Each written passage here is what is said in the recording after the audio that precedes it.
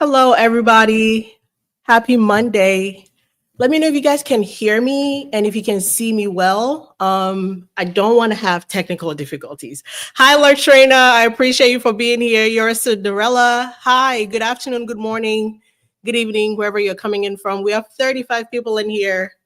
We're going to give Ashley a few minutes to get in here. Let me give her a quick text. Ashley is normally the punctual one, so if she's not here in time, I'll hold the fort down. 1 second. Oop, oop, oop. Ashley, where are you? Hi, everybody. Hi from San Antonio. You guys, while we kill time, I know my first live, like my first legit live. Hi from Ohio. Person, pinky Swain here. Hi from Sweden. Hi from Maryland. You guys, while we wait for Ashley to get in here, tell me where you're coming in from. From Perth, Australia. Love it. I want to be in Perth next year. That's my goal because I want to be there for the United Cup because I love tennis. That's one of my, my true loves. I'm going to be giving you guys some tennis content. So I swear to God, I'm not all about, gossip. I love other things too. Hi from Boston. Now, Christina, are you a Boston Celtics fan? Because we might have a little beef there. Ashley's here. Can you hear me, Ash? I'm bringing you guys your favorite. Ashley, here you go. Hello. How are you? Hey, girl. I'm great. How are you? I'm here with you. So obviously best Monday ever. I know. I love it. I love that we've somehow merged our two communities and we have 99 of you in here. Please remember to like this live. It's like my first one. I'm like a baby. Like my legit first one because I've done lives before, but this one kind of feels different. Wait, is that your mic? Is that the mic? Yes, it's the mic. I finally got the accoutrements. So I look all legit and professional now. How do I sound? You sound amazing. I love it. I definitely need to change the boom, because I got like a super cheap one on Amazon because I thought I was slick. Yeah. And when I was making my video the other day, like it's so cheap that if I touch it even a little bit, it gives me feedback. It's like boom, boom, oh, no. boom. And I'm like, girl, that's what you get for paying $39. So I have to take it back. Yeah. How are you? I'm so sorry I'm late. I was having tech issues. I couldn't get the video to work, but normally that's me. So I feel so proud of myself that it wasn't me having tech issues. We have 121 of you in here. Hi, everybody. Yes, how are you guys? Sarasota, Florida, Chicago, Latrina. Oh my Lord, I love you. Farm Life. See, we're merging the groups. Farm South Africa. What's up? I'm having people put in a chat where they're from right now. Amazing. Oh, I see a Canada. Hello. We got Alberta, Canada. What's up, Alberta? You guys know I did that little stint in Ottawa, so you know, I'm kind of Canadian, eh? You know what I'm saying? You're honorary. I'm an honorary Canadian, yeah. I feel like this is the worst time to claim Canada because y'all got some mess going on, but it's okay. I still love you guys. We got California. We got Austin, Texas. Hi, everybody. It's so good to see you. I just want to say before we even get started, you guys got our girl to 9K. I didn't even ask for 9K. I just wanted 5K. And somehow it looks like I'm 9K. So thank you. I never want to seem like I don't notice it or anything like that. And I know I keep, belaboring the point, but I'm so appreciative because you guys don't know me from Adam. And somehow you find me funny and you find me interesting enough to tag along for the journey. So I just want to always show my gratitude and my appreciation.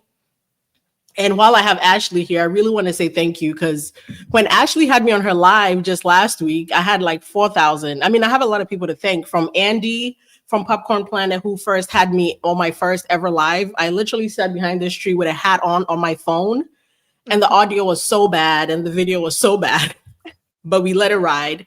And then Donna had me, and then Shersty had me, then you had me. And when you had me, I had like 4,000, maybe 200 subscribers. And then like the following night, I had like 400 more from your community, I believe.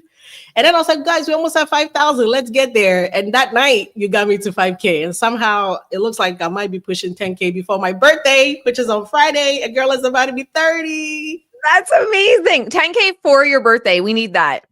Yeah. 10K for your birthday. That would be great. But I just wanted to say thank you, Ashley, because you really like, it was the most comfortable live. It was like we were literally vibing off of each other. Mm-hmm. I felt like there was never like a downward slope. I don't know if you felt that way. Maybe I'm Delulu, but no, secretly I was like, oh my good. God, how do I get off this live? No, no, are you kidding? I had so much fun. And then everyone was messaging me afterwards saying, can you guys do like a weekly live show, the two of you? The messages I was getting afterwards, everyone loved it. And I said, like, we fit. I was having tech issues coming in today. You had tech issues on my side. We just get along. Yeah. We vibe. It works. It works for us. And I love that for us. But so I just wanted to make sure. And I know I texted you and I thanked you, but I didn't want it to come off as though like I'm never forgetful of anything. So it would be remiss of me if I didn't say thank you in front of everybody here. So thank you guys. We have 155 of you in here. So Ashley, how have you been? How was your weekend? What did you see? What did you not see? You know what's so funny is this weekend, I was like, I am just taking time away. I'm going to spend time with my chickens and my goats and my sheep and horses. And I'm taking time away from this. And then last night, the whole thing with Blake Lively and the donut shop dropped. Although I have to say, even when I like stay away from this stuff, I watch your videos. So I'm calling it Donut Gate, by the way, because that's just the most appropriate way I can think of it. It's Donut Gate as of now. It's so wild. So I saw that last night, and originally I thought, oh my gosh, I don't know what content I'm going to make on Monday other than being here with you, which I mean is probably going to be the whole day anyway. But I thought now we need to talk about the donut issue. And then I saw your content, which I had seen a little bit of it, but I haven't been following it. So I want to hear what you have to say in regards to Justin Bieber and Hailey and that whole thing. I'm actually I'm getting the stuff, getting ready to put it up here right now, because I don't know how you feel about, my husband just texted us and said, great job. That was a great intro. Oh, he's our secret executive producer. So just keep that in mind. He will literally message me, the sound is not great. Fix your mic. He's like, you're over talking. Let her talk. He's like the executive producer. So we appreciate him. We do. We appreciate him for all his help. But I'm trying to pull this stuff up now. But my take in the past, whenever people have come, I didn't want to miss the guys. I'm gonna put in the because we said we'd allow people to come in here, Ashley. So I'm gonna put in the link. I love it. And it could get completely unhinged, and we will have autonomy if it gets way overboard. But then again, who are we to judge? So I just sent the link in there. If you're in the comments, if you're watching, 192 of y'all, thank you guys. Make sure you like the live. And if you want to, if you want to join and chime in on whatever we're talking about, I'm gonna try to put in the link every couple of minutes so it doesn't get stuck up in the comments. Just click on the link and come join us on here. We'll have you come up. You don't have to show your face if you don't want to. You can just do audio. I think that's fine with us. We'll be subbing to you, Ash, after the live. Yes, you guys, the same way Ash, plugged me. If you're not following or subscribing to Ashley here or on TikTok or Instagram, do that. That's your homework for today. And I'm telling y'all, that's your only job. It's not hard. I promise you guys. So in the past, whenever people have, Ashley, you want to plug in, you want to give people your @ so they can follow you? Oh yeah. Oh gosh, what is it? So on Instagram, Ashley Brianna Eve, but usually my content is over on YouTube. I don't know if I can drop a link. It says I can join the chat. Yeah, you see present. You can present anything, or you can drop anything in the comment section. Right. Yeah. Oh geez, where did I go? Okay, I'm learning like YouTube as we go, guys. But you can find me, Ashley Brianna Eve, on YouTube as well. So my background's in pop culture from the lens of branding, marketing, and media manipulation. So I take trending topics such as the Blake Lively, Ryan Reynolds, Justin Baldoni case, and we look at it from branding, marketing, and what's kind of going on behind the scenes. So it's a really interesting lens. It's different. I like, Elsie, you gonna do the breaking news, and then I just go and I turn it into branding and marketing. We've got like a good vibe going on here. But yeah, twin flames. It's true. We are. So if you guys are interested in that perspective, definitely head over to Ashley Brianna Eve on all platforms. I'd love to have you guys. Thank you so much, everybody. Please make sure you follow Ashley. She's literally the best, the sweetest. I'm going to credit her literally from 4K to 9K because she plugged me so fast. And I mean, she has a lot of power. And I feel like almost all your subscribers came to me. I can only do the same for you. She does great content and she's much more tame than I am because I'd be going off the handle sometimes. Ashley's much nicer. So if you're looking for nice content with no F-bombs, she's your girl. Because do you know how many people come at me and like, girl, I want to really support you, but there's a lot of F-bombs. And I'm like, oh my God, I'm sorry. But like, guys, I'm about to be 30 now. I feel like it's a bad habit. I can't let it go now. Mm-hmm. I've been F-bombing for like 10 years. I love it. I can let it go. And I think it's because I couldn't. Though. Yeah, I think it's because I couldn't curse when I was younger because I'm African. And like, I grew up in a Christian home and my mom is like belt to ass type of girl. So I couldn't really curse. So once I left the house, oh girl, it was like the top blew off. I was cursing even when it didn't need, the sentence didn't need it. I was like, and I went to military college. So there was no coming back for me. Yeah, there was no turnaround. Once I went in, I couldn't come back. But somebody says BULC. I appreciate it. And I mean, I tried. My last video, I had only one F-bomb, guys. I was so proud. I had to edit the shit out of that video. Crap. I had to edit that video. See, it's your recognizable brand voice, though. It works for you. I know. And the thing is, what I always say is for branding, you want to push some people away. So if people can't stand swearing, it's better to just swear and be you and let your people find you, which obviously it's working. People love you. I was really trying to be nice about the whole thing, but people are like, I really want to. So one lady, she says she loves me and she loves to support me, but every time she has to play my video, she's scared because her kids are home and she's scared that when she turns it on, it's gonna I'm gonna drop an F-bomb right away. And I was like, oopsie daisy. Sorry. So my last video was for her. So I pulled this up really quickly so we can get back to the Canadians, the main Canadian right now, Justin Bieber and his wife. Mm-hmm. If you guys people are saying they're late, guys, we're on a 13-minute intro. I promise you haven't missed anything. Yeah, it's us. We're trying. So we're gonna kick it off with not Blake. If you're here for Blake and Justin, you're gonna have to wait a little bit. But this specific thing, I don't know what have you watched this 7-part series? I've seen pieces of it. Someone covered it. Dave Neal. I saw him cover pieces of it. I believe it was Dave Neal, but that's the most I know. It's wild though, the pieces I have seen. So I went into the deep end a couple of days ago and I watched. And honestly, in the past, when people have, I feel like every year, what's her face? What's the girl's name? Hailey. Mm-hmm. I feel like every year she goes through this thing where people kind of come at her. Oh, we have somebody who wants to join. Lisa Walker from Ireland. Lisa, we're going to get through this Hailey Bieber intro real quick. And if that's what you want to chime in on, let me know and we'll have you come up really quickly. So in the past, whenever her case has come up, I just let it be. I'm like, I don't care. Mm-hmm. They're married. It's not like they're dating. So you can still call it like she stalked and got into it. I'm going to go with if he didn't want to be in a relationship, it's Hollywood. You could get divorced at the drop of a hat. But somehow they're still together. They have a kid now. So I always let it go. But while I was doing my deep dive, I came across this picture. And have you seen that G tattoo behind the ear? I'm going to pull it up. No. Okay, so this behind. Okay, so I'm gonna try to, do a quick catch you up so you don't feel so left behind. So this so you see what's on the screen right now. You see one hand has a ring with a J on it, and one hand has a J tattoo.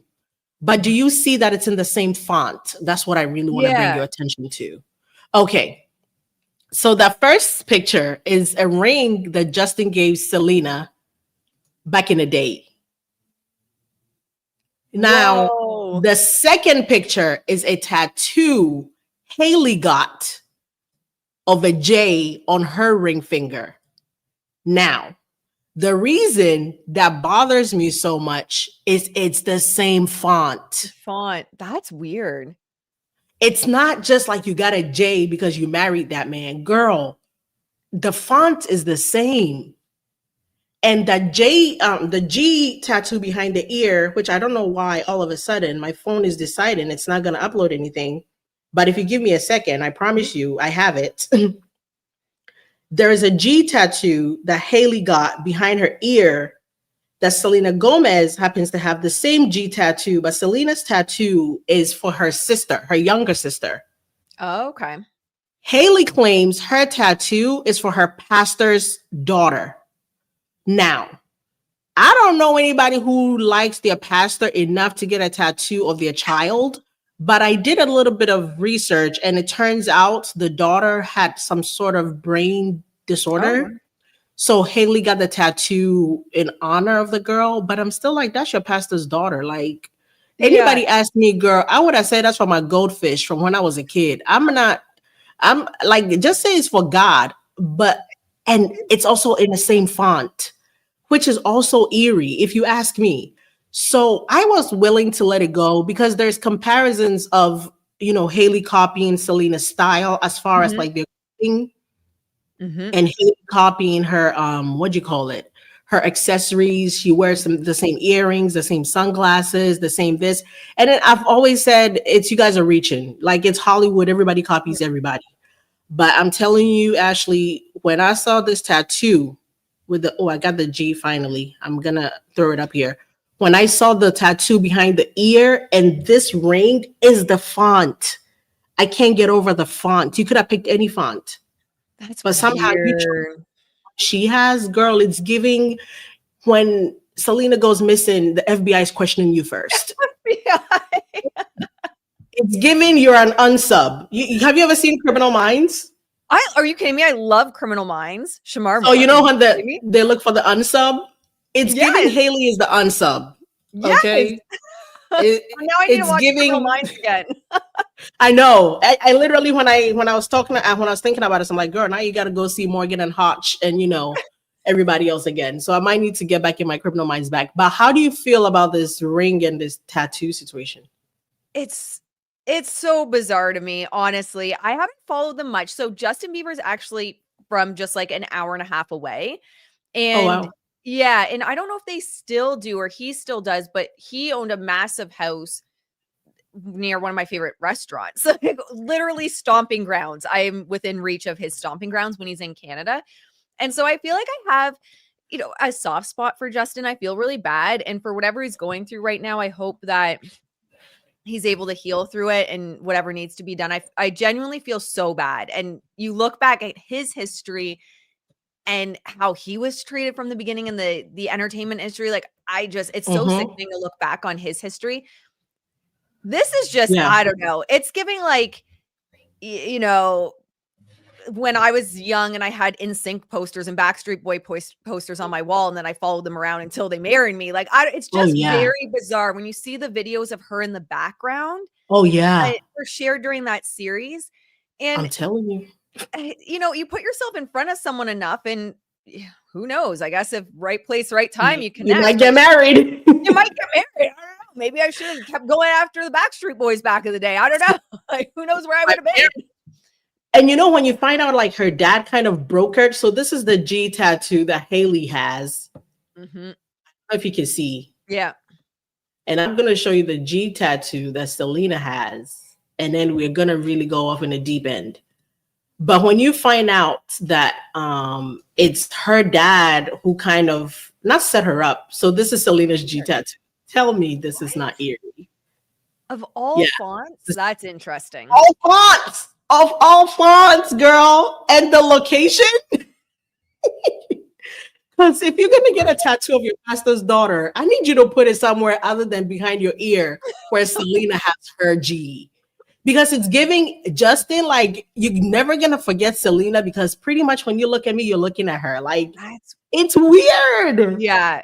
And I'm all for like random tattoos. I have a lot of tattoos, and back in the day I had a lot of piercings, but yeah, the same font, I don't know. That's same really location. Odd. That's odd. Oh my God. Oh, somebody mentioned the house you were talking about. They said it's in Cambridge. Yeah. So he still Yeah. owns it then? Yep. So it's not far Yeah. from where I am. Yeah. Yeah, But so what do you guys everyone knew think in as the soon as I chat? said the restaurant, my favorite restaurant, everyone in the area is like, I know the house. Oh yeah. If you guys, if anybody in the chat, I'm gonna put the link again because I don't want it to disappear up in the comments. So if you guys are, want to chime in into this, please come up, let me know. But and again, in the past, like the same clothing, I don't care because there's multiple, images of her even like in the same sun, like, and I'm talking when they say the same clothing. I mean, now when you look at it's a little eerie as far as like, I'll put this one up here real quick so you can see, but this is. You got the same braids, the same glasses, the same jacket. It's giving creepy. That's But weird. anybody, but those like that time 2013 to 16 where everybody dressed like everybody. I feel like everybody dressed like Kylie Jenner at a certain point. Like Kylie went through this King Kylie phase. I don't know if you remember at all. And I remember everybody just kind of eerily dressing like her, or at least trying to. But like then it's just more and more and more. Like it's weird, but it's like it's an outfit that I could let it go. I never knew about the tattoos till this weekend. The dresses, I don't care. You can't tell somebody what to wear. But then apparently Hailey got a cooking show, but Selena had a cook. You see? But apparently Selena also had a cooking show where she had her Nana introduced her in the first episode, I believe. And then Hailey got a cooking show, but Selena filmed in her own house. And the thing that made it eerie was Selena says, "Hi guys, this is my cooking show and this is not a set. I'm in my own house." Then Hailey got a cooking show where she specifically says, "I'm not on a set. I'm in my own house." And Selena has her grandma introduce her. And then Hailey has her Nana or her aunt, somebody introduce her. Girl, like what? That is it's weird. And then we get to the promo of their beauty brand. So Selena has this promo where she has like a big Rare Beauty lipstick thing. Then Hailey has this promo where she has. What? I told you I'm going off in a deep end. If you don't want to jump with me, save yourself. Oh, I'm with you. I'm with you. I'm jumping.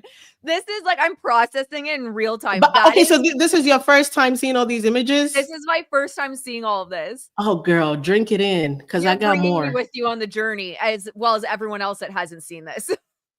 I found this one interestingly creepy because the hat is back, the glasses are the same. I was like, "Oh, girl, no, you studied Selena." It's like she studied her. Yeah. And now they're saying she's shifting her focus to Sabrina Carpenter. And I'm like, I don't know enough. Yeah, they're saying, the signs are there. Apparently, Justin wished Sabrina a happy birthday. So now Hailey's dressing like, but then he didn't wish her happy birthday. So now Hailey has been dressing like Sabrina Carpenter. Oh my God. I told you I'm off in the deep end, okay? If you don't want to jump, save yourself. This, it's like a part of me, and I get pushback from my community around this because I have that soft heart sometimes. But part of me is like, I kind of feel bad for her. Is she that like insecure in who she is that she has to like absorb other people's identities, or that fearful that he's gonna leave her for someone else, that she's like, if he even looks at someone, then I have to absorb that identity? It's weird. So this picture, I took a screenshot. Maybe I should have pulled up the video, but apparently Halsey and Justin had like hung out one day. And this is before Hailey dated Justin or whatever. And then Hailey was in an Uber and Halsey's song was on the radio. And she literally recorded herself with the music in the background while she told the driver, "Can you change the station?" She's like, maybe she's, this is like psychological warfare against poor Justin, like the subliminal messages and everything. Oh my goodness. That's wild. I'm eerie. Like I'm scared now. Before I was like, you guys are making this up. Leave the girl alone. Like she's married now. And I always went with the thought that they're not just dating, they're married. Yeah. If their relationship is not what it is, he can literally make something shake. He can fix it. Mm-hmm. But girl, the evidence is not lying. And it's, I can't, it's weird. I'm scared now. Like wild. But I will say though, and again, it's not like Selena deserves to be stalked or anything like that. But I will always have smoke for Selena after the kidney situation and how she treated her friend Francia. Do you know about that? Because when she did that interview and said Taylor Swift was her only friend, I'm like, girl, I gave you an organ. Yeah. What? Yeah, I don't care if you've fallen out. I don't care if there's issues. Someone gives you an organ, they're ride or die. I'm sorry. That's wild. Yeah, but the lesson in that is, I'm gonna say there's a way you're supposed to live your life to where, and this is just advice that works with money, with gifts or whatever. Don't give away anything you can't afford to lose. That's true. If I ask, hey, Ashley, can I borrow $100? I'll give it back to you next week. If you give me the $100, if I don't give it back to you next week, it shouldn't affect your life. I don't know if that makes sense. Like, if I give it back to you next week, great, we're good. But if for some reason next week comes around and you're like, girl, where's my $100? And I'm like, girl, I don't got it. You should be able to be pissed off without your life altering. Like, you shouldn't depend on that 100 to come back. Because the way I look at it, if you can't afford to lose it, you can't afford to lend it. You can't. So you need to tell the person no. And not like if you give away money, don't look for it back. But like when the person gives it back, great. But it has to be an amount where if it was to never come back, your life would not be altered. Now, an organ is different, but I feel like you gave that lady a kidney, but you should have been tight enough or know her enough that like nothing she said or did would have ever shook your relationship. So to me, I will always have smoke for Selena for what she did to that girl, but also Francia, girl, you should have known better. Yeah. So yeah, somebody said she dissed her organ donor, not dissed exactly, but she went on and did an interview with People Magazine or somebody and told them she feels like Taylor Swift is her only friend in the industry, while her friend had literally just given her an organ.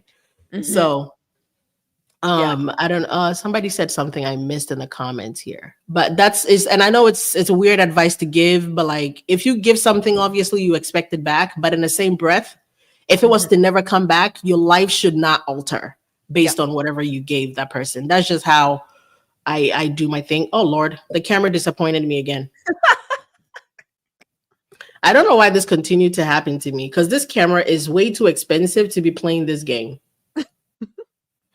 I'm not even joking. Like, okay, we're back. We're back. You're good. Okay. If the camera is $400, it shouldn't shut off midstream. No, let's get that together. So somebody came in earlier, but I think they left. You guys, I'm gonna put the thing in a comment again. If anybody wants to come in, or Ashley, if you have anything to chime in, if you want to move on, or if you want to belabor this point a little more, because I got more pictures, girl. No, go with the pictures. And I love what you said. And I think the problem is, I know for myself, a big lesson in my life was I'm so loyal to a fault maybe. Yeah. And I'll have people back. Yeah. And so I would give that kidney with expecting like someone would have that equal loyalty back to me. And a hard lesson I've had in life is to basically what you said in just a different way though, of like, not everyone's like me. And I can't expect everyone to be as loyal as me or to maintain that connection the way I would. So it's kind of the same thing. Like, don't give it if you need it back next week, the $100, expect it to maybe never come back. And I think it's really hard for someone like me because I put myself in those shoes and I'm like, oh my gosh, I would do anything for those people in my life.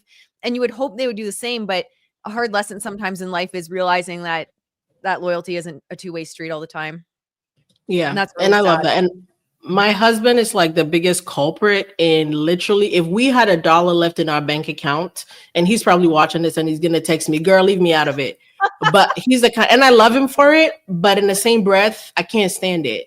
And we could literally have $1 left and somebody would be like, hey, can I have $1? And he would give it away. Just hoping God will make a way. Sir, God is busy trying to cure cancer. He's tired. God is busy. But he will literally give away like our last dollar to somebody who needed it. And we would have to figure it out, which is fine. Like, I love him for it. But in the same breath, you are not their savior. Because nobody's doing that for you. Nobody's doing that for us. We tend to be like deadly loyal. Like we're crushing out. We're crashing out for anybody. We will give you whatever you want. but some way, somehow, people don't seem to want to return the favor when the time comes or whatever. So to me, like, you have to live in a way where if something is gone, if you gave something away, you're not gonna miss it, So Yep. Absolutely. somebody said she won Destiny Swap. But what do you think about, so this is the cooking show. I'm trying to pull up this person's TikTok page so we can listen to it. But okay, here we go. What's with celebrity cooking shows, by the way? I just saw I pulled up a video of, it's not a cooking show, but Blake Lively cooking for Vogue magazine and a video on YouTube. Like, what is it with celebrities and cooking shows? I don't understand. Does anyone understand this? I think people want to learn how to cook so badly. I don't think anybody wants to. I feel like it's maybe people just want to see them do normal shit. I think that's just what. Oh, that's true too. That's a good point. Yeah. I think people just want to see celebrities do normal stuff, or feel like at least they're seeing them do normal stuff. I'm trying to pull up. Did I find it? I'm just like you. I swear. Yeah. I think it's definitely like an I'm just like you vibe, or like, oh, I also cook. I also make burgers. No, you don't. Mm-hmm. I found the page. If you guys are interested, let me know if you guys are interested, because I'm going to show some of the videos. Nicole, I hate cooking too. I'm horrible at cooking. I love cooking. Really? I just don't like coming up with what to cook. I can't do any of it. I think the ADHD also impacts me, because I'll wait until I'm starved, and then I get upset that I just have ingredients in the fridge. So then I just starve to death. But I don't cook. Before I came on, I had warmed up pretzel bites from the pub down the street. Like, pretzel bites is funny. No, I love to cook. I just want to know. Like, I don't want to come up with what to make, because I cook a lot. I get overwhelmed a lot thinking what to cook. I don't want to think about it. Just, if you let me know what you want, if you give me the ingredients, I'll have at it. I will cook all day. But if you ask me what to cook, I'm crashing out. I don't want to think about it. I don't want to know, because it's too much. Yeah, it's too much. So I'm gonna play you like the part one. Oh wow, 7.9 million views. I'm gonna play you the part one. Let me know if you can hear well. If you guys are watching. One believer never gave up. In fact, she was there the whole time. Can you hear? Working in the Okay.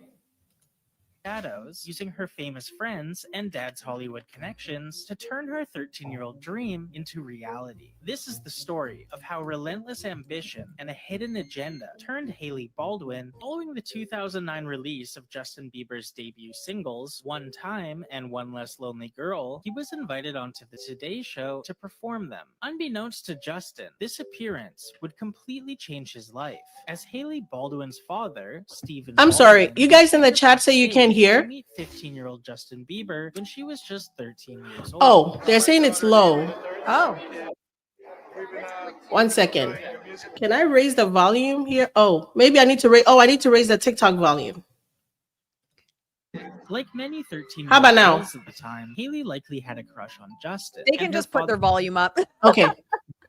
Yeah, they said it's good. For his daughter. However, this wouldn't be the only time Hailey was around Justin before he really knew who she was. For example, Hailey would also appear at Justin's Toyota concert series performance in Rockefeller Plaza before following him to Los Angeles to attend the premiere of his movie, Never Say Never, where she can be seen watching him from the sidelines as he walks the purple carpet. Stephen Baldwin would actually pull some strings that allowed Hailey to meet Justin again, and this would give us their first photo together. 4 months later, Hailey would even be photographed posing with a photo of Justin Bieber on the cover of M magazine while attending the premiere of the 2011 movie Monte Carlo. Something ironic about this is that Justin's photograph is next to his new at the time girlfriend, Selena Gomez, who also starred in the Monte Carlo movie and would soon become Hailey's arch enemy. It's clear by this point that Hailey Baldwin wanted Justin Bieber for herself, and even though Selena Gomez took him off the market, Hailey wasn't going to give up so easily. For example, in 2012, Justin Bieber and Selena Gomez would enjoy a date night together where they would eat sushi and go to the movie theater. However, paparazzi photos and videos would reveal that none other than Hailey Baldwin was following them around on their date, keeping an eye on Justin. Now, it's possible all of this has been a coincidence. Hailey does have a famous father, and the Hollywood circle is smaller than it appears. Except that in 2019, a self-proclaimed former Justin Bieber superfan posted a video on YouTube where she claims to have helped set up Hailey with Justin, and has the receipts to show for it. I told you, one believer never gave Girl, up. so that's In part fact, one. She was there the So whole there is a time, lurking in YouTuber the who shadows, claims using her she was famous like, friends can and you hear dad's me? Hollywood connection. Can you hear me? Yep. There's a YouTuber who says she's like a super Justin Bieber fan. I'm gonna play the video. And she says she used to send Hailey Bieber like Justin's location. Just To a documentary. I used to be a Bieber fan, and I'm not talking Here we a go. Bieber fan. I'm talking a New York City Bieber fan, and we've all been there, but I lived in New York City, and I had the resources to go see him. According to this video, Dana, the former superfan, used to run a Justin Bieber fan account with over 200,000 followers and had become somewhat of a niche internet celebrity amongst the Justin Bieber community. 15-year-old Hailey Baldwin followed Dana in 2011, and over time, she would become friendly with her online, regularly tweeting back and forth and DMing her for intel on Justin Bieber's location. Here you're gonna see where I wrote Satai Fifth app. The DM that was right above that she sent to me is gone because she unsent it right away. And if I went back to my MacBook from 2013, maybe I could find that, because above that, and you're gonna have to take my word for this one because I don't have it, but she said, "What hotel is Justin staying at? Kylie and I want to know." According to Dana, when she would give Hailey information on what hotel Justin Bieber was staying at, Hailey would either book a room there or eat at the hotel restaurant. Hailey's goal was to cross paths with Justin Bieber as much as possible, in hopes that he one day considered her a potential partner. We would give her that info because she would either stay at that hotel or she would eat at that hotel or do whatever at that hotel so she could bump into him. Hailey Baldwin went from trying to bump into Justin Bieber at the Satai, the London, to marriage. It's so iconic. Like, everyone's making a joke that it was her 10-year plan. Like, I feel like this is an opening to a documentary. I used to be a Bieber Girl. fan. I'm not talking. she says it's iconic. That's wild. Iconic. Opening to a documentary. I This don't new know. fan- I don't know. Maybe Over- people need hobbies. Like, I'm too busy to chase someone around the country. I have chickens to Do you take care of. Same. This newfound Like words, connection girl. with Jenner sisters proved valuable, and things It's were looking up for Hailey after she was spotted getting dinner with Justin, going to a movie, and then going back to his house, where she wouldn't be seen leaving until the following morning. However, with Justin's heart healing from the recent breakup with Selena and New Year's Eve quickly approaching, Hailey had her eyes on the prize and didn't want to risk Selena ruining that for her. It's a little loose, but fans speculate that Selena Gomez's last-minute New Year's Eve trip to Dubai with Kendall It was a Jenner setup. and Gigi Hadid was actually a setup to put Hailey and Justin together. With Selena out of the country, the chances of Justin and Selena rekindling their relationship at midnight were now zero. Unfortunately for Hailey, Justin would make it clear that he wasn't looking for a new partner, and instead was more focused on having fun. And just like old times, Hailey would defend her territory. After Halsey was photographed leaving a building with Justin, Hailey would post a video of herself to social media telling her driver to change the radio station after a Halsey song started playing. Can you change the station? Yeah. Please. Okay. This is when Hailey really started to lose the plot and get progressively more and more bold with her actions. While Justin and Selena were still separated, Justin would do a series of interviews where he praises Selena and describes her as the love of his life, going on to say they were, quote, so in love, nothing else mattered. We were all about each other. Clearly feeling jealous about how Justin was speaking of his ex, Hailey began accidentally retweeting tweets that shipped Justin Bieber and herself, as well as tweets from people wishing that Hailey would fight Selena. This is when Hailey's behavior stops coming across as enthusiastic and starts coming off as obsessive. This newfound connection with the Girl, Jenner sisters. I don't know how deep you want to keep going, Ashley. Anytime you want to pull the cord, let me know, because girl, it gets dark. Is going on? Man, how to manifest your man. You know, seriously, a lot of people would do that. Sell a 10K course on YouTube, how to manifest your man after that. No, seriously though. What? But this is borderline And before I saw these videos, I was again, I always gave Hailey leave her alone vibes, Yeah. like she doesn't deserve this. But when you see this chronologically, you know, girl, I'm scared. That is I don't know. Do you guys, are you guys in the chat? You want to keep watching this, or you want us to move on? Because it's getting weird. Like I go, Elsie, go. play the next one. Do it. Now I'll I'm play the hooked. next one. You And can't just again, leave me hanging guys, now. if you in the chat want to join, click the link. I'm gonna post it again right now. If you guys want us to take an intermission and talk about it, we will. But I'm gonna play part 3. I believe we're on part 3. Over It the says next part 5, couple but of it's actually part years, 3. she would seemingly try and mold herself to be more like Selena Gomez in hopes of receiving attention from Justin. For example, Hailey has a tendency to copy Selena's outfits and poses. Fans have dug up many examples of Hailey posting photos shortly after Selena where she's either wearing the same exact outfit or something very similar. The copying allegations even extend to the poses she makes in the photos, as well as her facial expressions. Now, if you're shopping at the same stores or keeping up with the current fashion meta, the reality is your outfits are going to overlap with what other people are wearing. But all of these outfits were posted by Selena first, with Hailey sometimes posting her in the same exact outfit as soon as 24 hours later. The accessories, the facial expressions, the outfits, they're all the same. But it doesn't just stop with clothes. On June 4th, 2015, Selena Gomez would be spotted with a new tattoo behind her ear. This tattoo is just the letter G and is supposedly a tribute to her baby sister Gracie. However, on June 16th, just 12 days later, Hailey Baldwin would be spotted sporting an almost identical G tattoo in the same exact location as Selena's. Hailey would claim that the tattoo is an homage to her pastor's daughter Georgia, but Hailey, seemingly copying Selena while simultaneously rooting on her downfall, will become harder and harder to ignore. In February of 2018, Selena Gomez would check herself into the Privé Swiss psychiatric facility in Connecticut, a facility that offers therapy for individuals needing a retreat from high-profile, always-on lifestyles. And Hailey would allegedly drive past Selena's home with her pastor's wife to make sure Selena was still in therapy. Over the next couple of years, she would seemingly try and mold herself to be more. That part almost took me out. What? Why is the pastor's wife What is with this helping? pastor? Because the pastor's wife helping you on a stakeout? On a stakeout. Because why are you driving past her house? What? That's Girl. wild. Now, later they explain why they think Selena was actually at the facility, something to do with a miscarriage. Girl, it gets... Because within a couple of months, Justin Bieber went from dating Selena, breaking up with Selena, and marrying Hailey. And people attested to somehow, allegedly, yeah. Where's my paper? Oh, where's my... You're allegedly. Allegedly.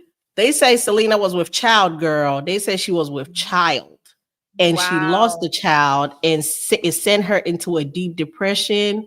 And Justin was also going through it. And somehow, that's when Hailey slipped in there and got the ring on her finger. The streets are saying this. And apparently the pastor was the one that married them. The streets are saying this. Not moi. Okay? I'm washing my hands. I'm just giving y'all the information the streets are saying. Let's move on to part 6 because y'all are messy.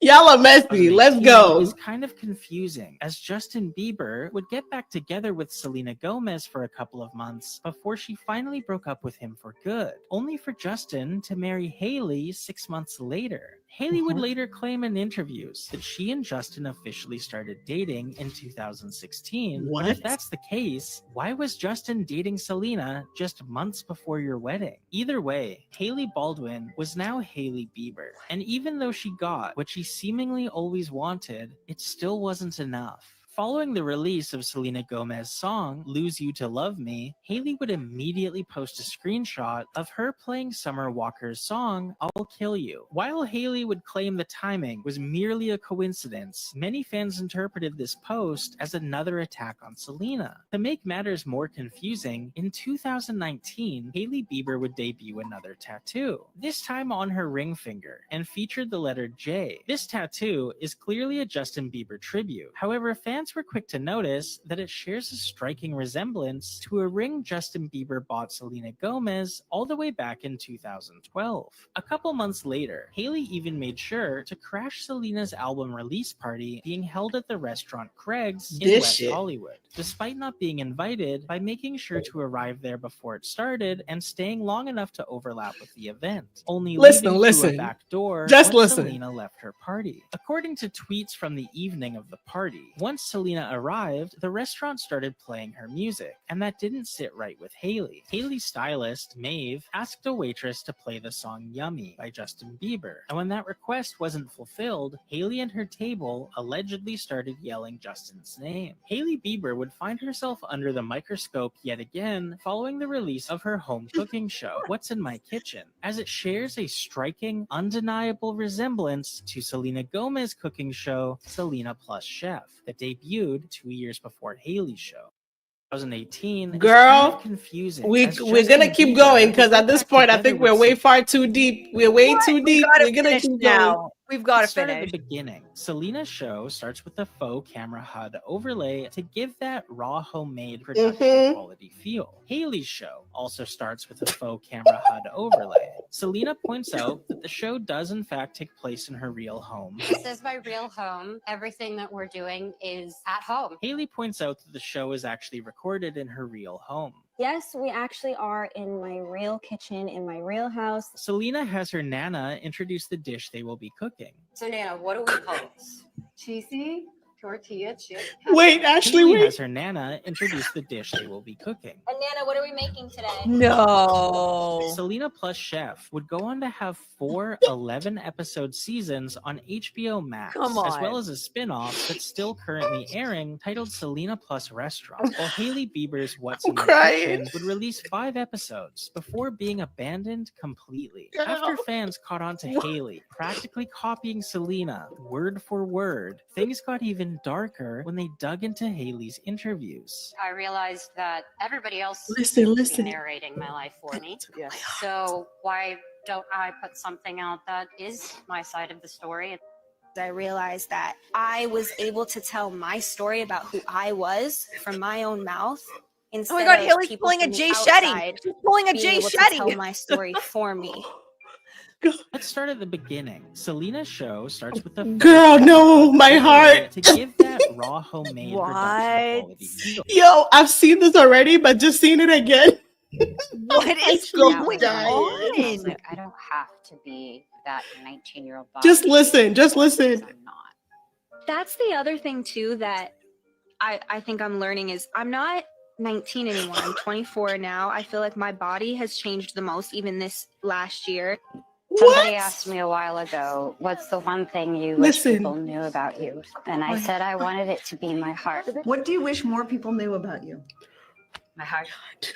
People didn't really know me.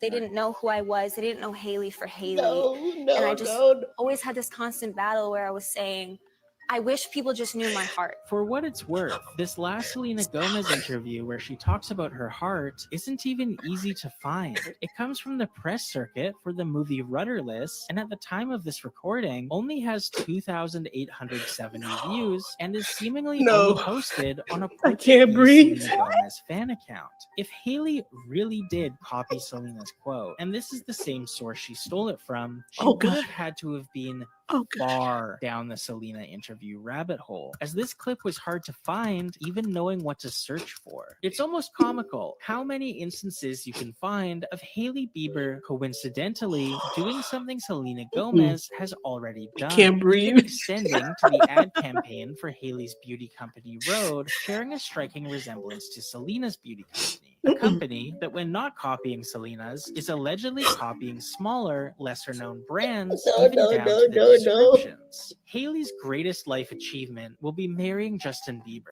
That was one of the I moments can't where breathe, guys. I can't breathe. I promise you, I'm dying.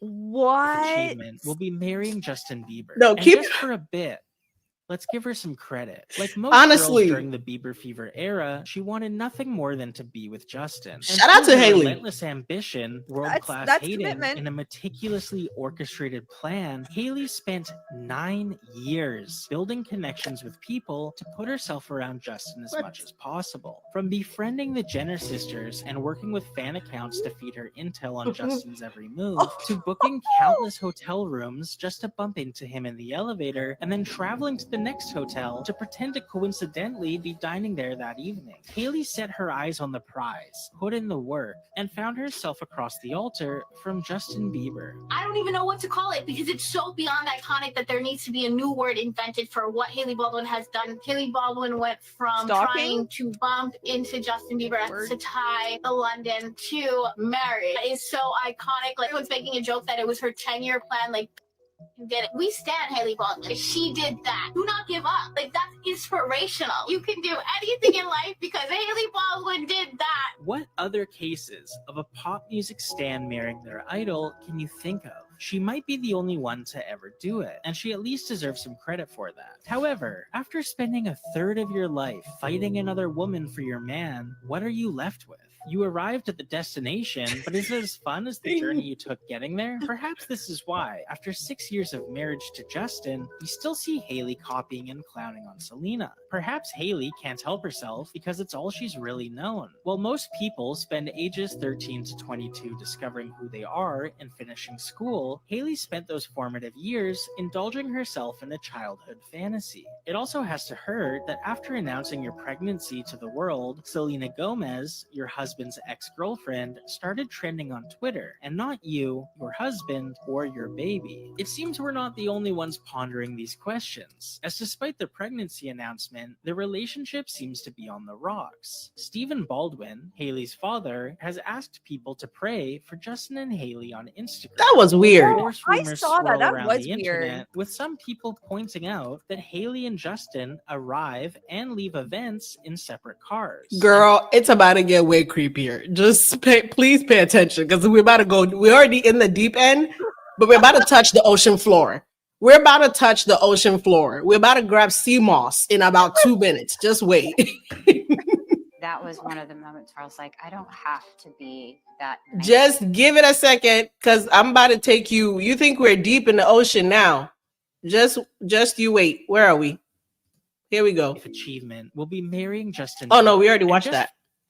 We're here. This We're here. Wild. Hailey Bieber's every move seemed to echo her husband's ex-girlfriend, Selena Gomez. From her fashion choices to her poses, fans couldn't help but draw parallels that felt too precise to be coincidence. But now, a new chapter in this mysterious saga is unfolding. With divorce rumors swirling around Hollywood and Justin's attention seemingly drifting to someone new, Hailey appears to be falling back on familiar tactics to keep him interested. Yet, much like Justin, it seems she's finally letting go of Selena and turning her focus on Sabrina.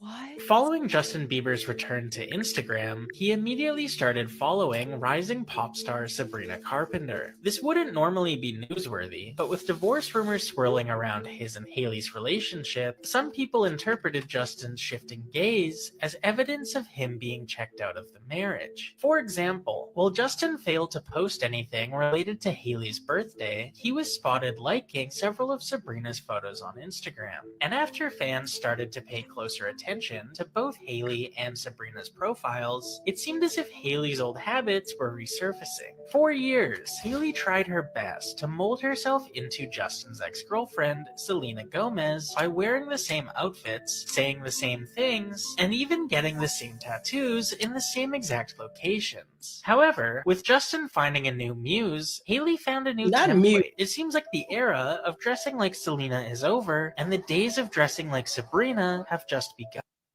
Hailey Bieber's every move. That was like they did like a recap.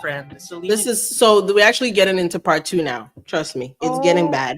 Instance of this mirroring happened less than 4 hours after Justin followed Sabrina on Instagram, when Hailey posted a story of herself using a filter that turned her eyes the same bluish green color as Sabrina's. But it wouldn't just stop there. Just like with Selena, Hailey began posting photos to Instagram wearing the same outfits and striking the same poses, Guys. sometimes within just 24 hours of Sabrina. She would even start keeping tabs on Sabrina publicly, following her and Justin around at Coachella to make sure nothing happens between them, like she used to do with Selena. And she even attended the Short and Sweet tour with Kendall Jenner, someone who infamously played an important role in Hailey and Justin's relationship by allegedly going to great lengths to push Selena out of the picture so Hailey could have Justin to herself. After examples of Hailey's copying went viral the first time, one might assume she would hit the brakes, at least until the dust settled. However, it seems as if Hailey can't help herself, as more and more examples of her mirroring have come to light, even routinely leaving the paparazzi confused about which celebrity she is, as her entire style is molded by whoever she feels threatened by that month.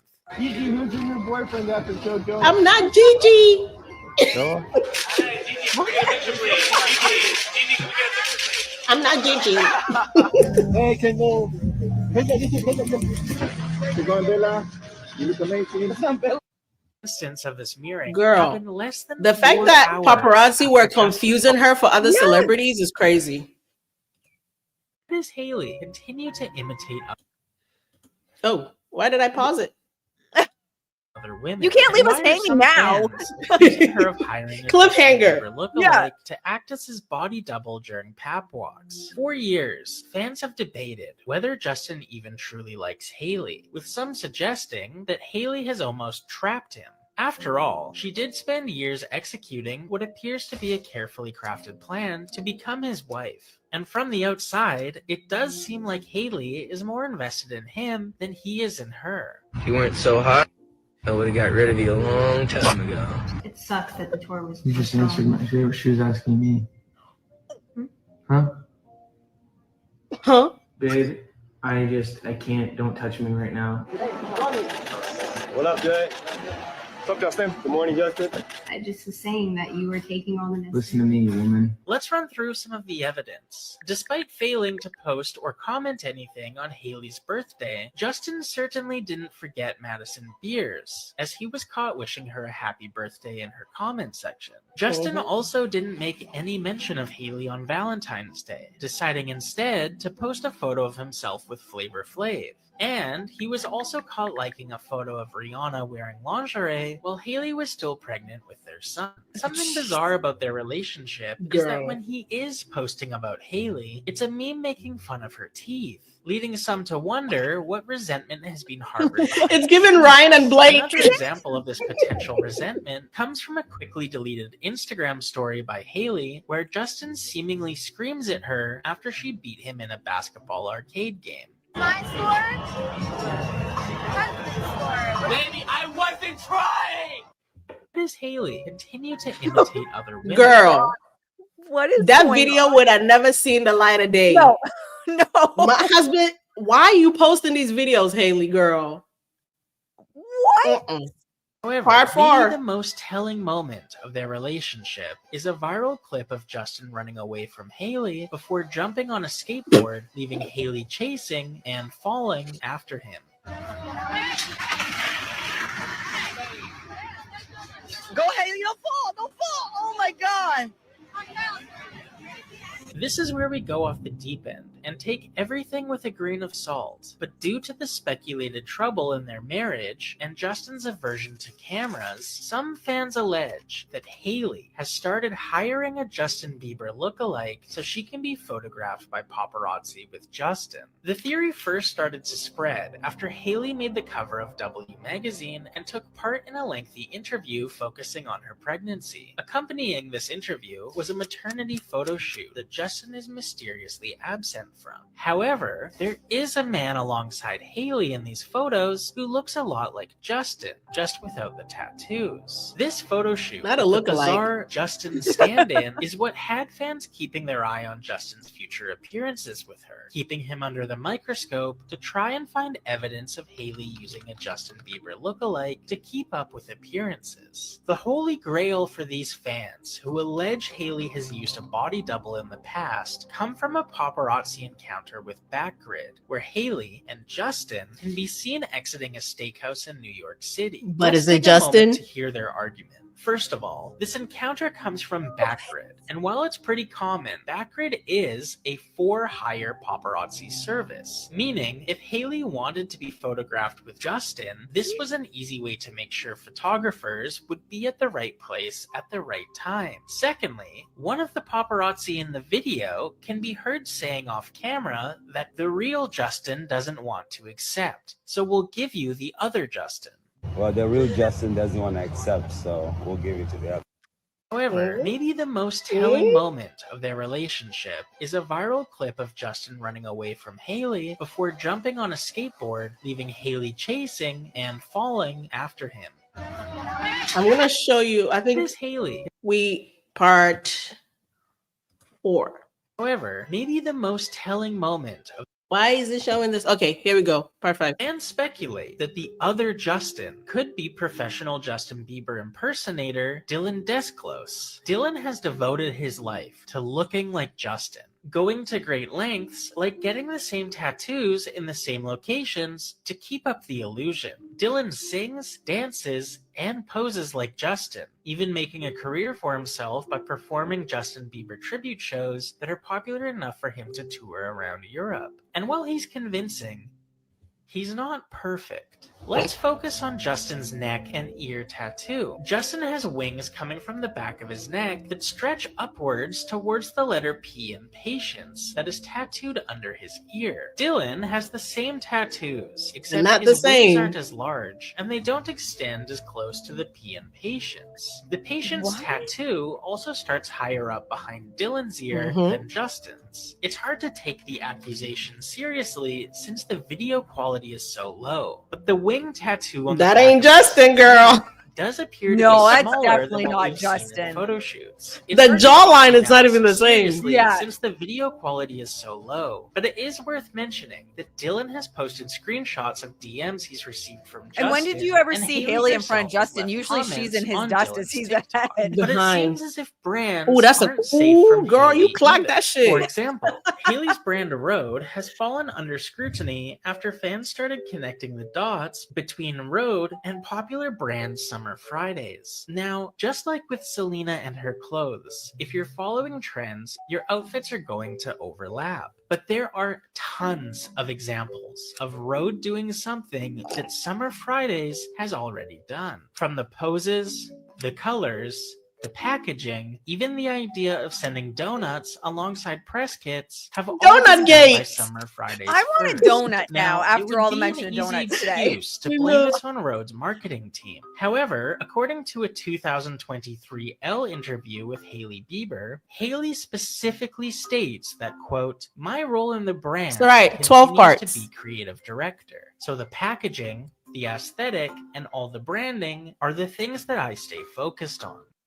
And speculate that the Girl. other Justin could be professional Justin. This is where they start to, you know, shock.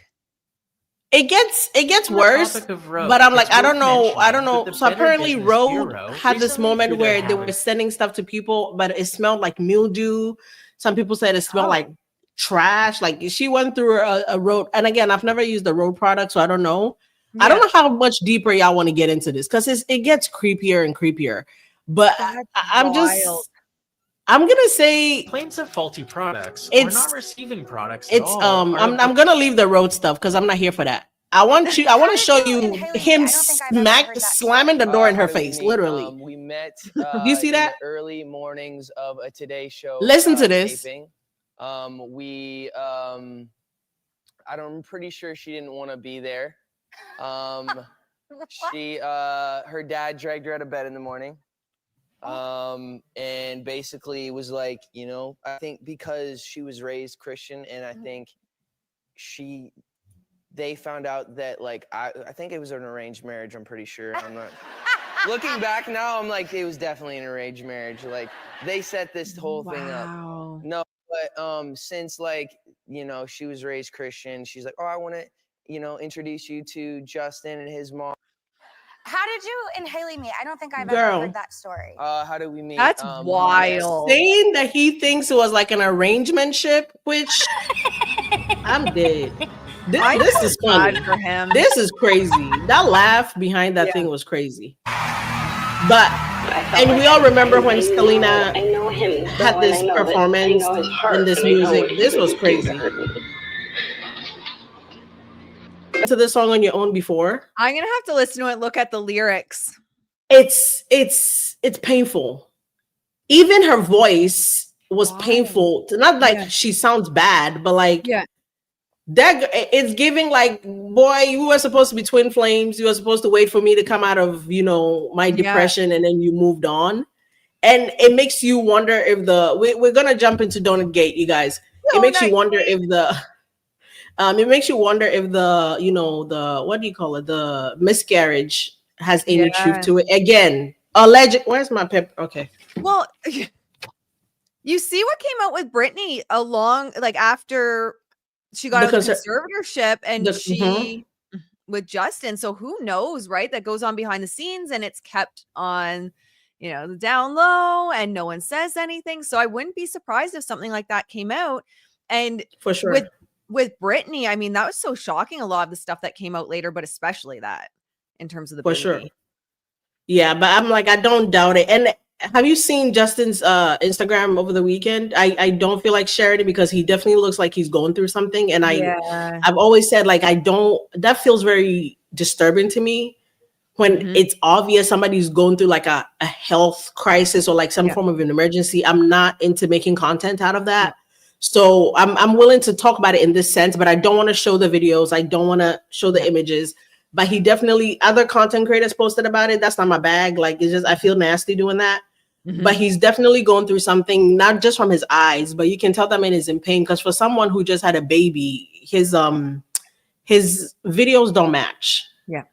You know what I'm saying? His stories don't match. I genuinely feel horrible for him. I think it's so easy sometimes. And I'm sure this community and the critical thinkers and those that understand pop culture probably don't think this, but it's so easy to have a lens when we look at pop culture celebrities and think, well, they have to be happy. They have to have it all. And, you know, there's no way that they can be upset or depressed or any of this. And you look at his history and everything he's been through, how even the weird things when he was really young, the comments that would be made about him, how people would grope him and grab him, the people he hung out with, and especially after Diddy, after everything that happened with Diddy too. I don't think I don't think he's even recovered from the stories that were coming out about him, because that was heavy. Yeah. I felt like that was super heavy, the way people were coming at him. But we're gonna go back to Donut Gate. I don't know if you guys got a chance over the weekend, and I'm not calling it anything other than Donut Gate. I would be remiss if I called it anything else. It's Donut Gate. I don't know if you guys got a chance to see over the weekend, but our very own Lady Babalots, Lady Grab a Bunch of Nuts, Lady, I'm working at a donut shop because I want to seem like an average American girl, pretending to serve up donuts in Connecticut. I just want to bring, what is this lie being told to us? Blake Lively surprises fans by working behind the counter at a Connecticut donut shop. She was really in a happy mood. Who are you trying to convince? Yeah. Like, but I just want to bring you guys attention to the hair. Blake Brown special. The Blake Brown. How do you own a hair care brand? Make it make sense to me. I don't know. If I'm not tripping, my imagination can see two blonde strands in one of the donuts. Why is your hair hanging over the donut? Why is your sister in the background right there with her phone camera on ready? Like, this looks like, I said this in my comment section. Did she start a donut company? No, she's just taking authorship of this donut shop. She's taking authorship of this donut shop as of now. And again, if you guys, I somebody came in earlier, but I think when we were showing the videos, they left. If you want to come in, I'm gonna put the link back in the comments. You guys are invited to come up on the stage. This is supposed to be a group effort, not just me and Ashley, but it looks like we're taking authorship of this live. But what do you call it? But definitely her having her hair down pissed me off. I don't care that her hair is dry and greasy at the same time. I've never seen something like that. But like, I'm concerned that your hair is hovering over. It looks like she has on these black gloves. Great, good for you. But the way she touched, no, but the amount of times I know this woman to touch her hair, I guarantee you she grabbed her hair with that glove. Oh yeah. Have you seen her go a sentence without moving her hair? No. I'm like, the glove is nothing for me. Go ahead, Ashley. It just, and you said this, I think, in your reel too. It's such a PR stunt. And honestly, I think whoever her PR team is, they need to be fired at this point, because what she needs to be told and forced to do, like not just told, but like you ship her ass off, is go on a vacation for at least a year, get out of the public eye, and then come back with your rebrand. But I have a video coming out later tonight for my channel. I want to make sure it went up after yours, because I figured we talk about this here. But I have a video going up on my channel later where I talk about like the problem she's having right now. She's trying to totally rebrand overnight in front of our eyes. And it doesn't work like that, especially when she built, well, her brand is, I talk about that in the video as well. She never really had a strong brand identity, but she's trying desperately overnight. You can't do it. Go away for a year. Like someone needs to take authorship of this rebrand and tell her ass to go away for a bit. Like, Jesus. I love it, Ashley. It's wild. To me, it's her trying to seem like a regular American girl, like a regular American woman at a donut shop. And girl, no. And somebody said in my comment, she's probably wearing $46,000 worth of clothes standing in that donut shop right now. Yeah, even though it looks more relatable, but it looks like she grabbed it from Goodwill, but she's gonna tell you it's Magnolia Pearl. These pants are $46,000. Girl, those pants can pay the salary of the people you're standing next to at that donut shop. But having already, you're so out of touch, you didn't even know. The least you could have done was have your hair in a bun, if not a net. Number one. But no, I'm Blake Lively and I'm having a fun time. I'm in a good mood. But this killed me. I saw this right here. And I wanted to say in my reel, but I forgot to say, does the dad know what her husband makes their kids say? Because at one point during the visit, a father and son chatted with Lively, and the dad told his child her husband is Deadpool.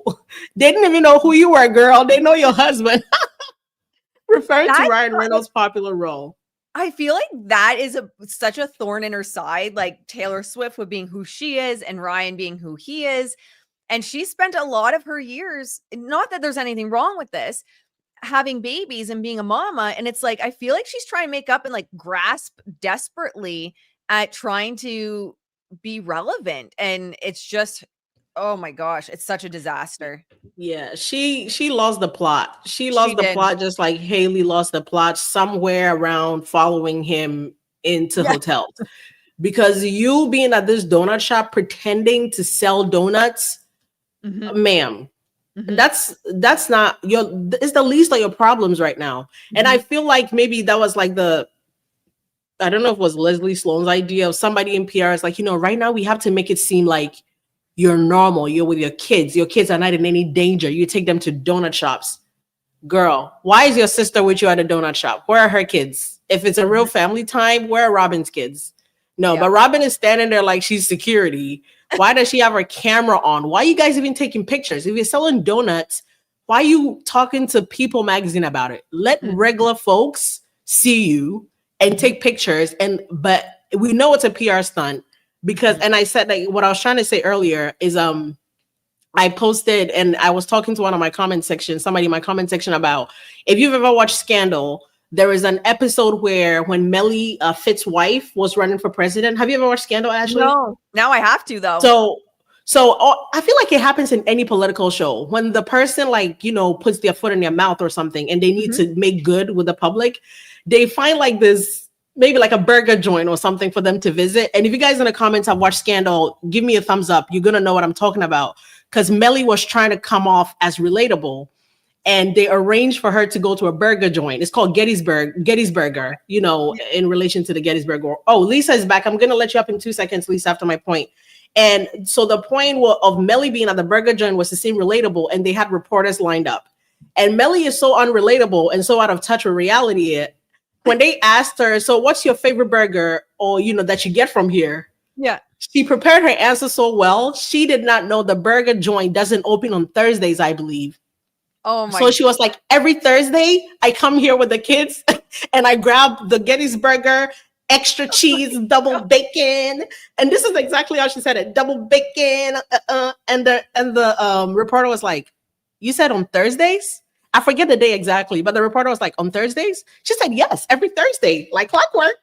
And the reporter was like, Gettysburgers don't open on Thursdays. It's like their national holiday. And Melly was standing there like, and I remember when she went backstage, she was like, nobody wanted to tell me the burger joint doesn't open on Thursdays.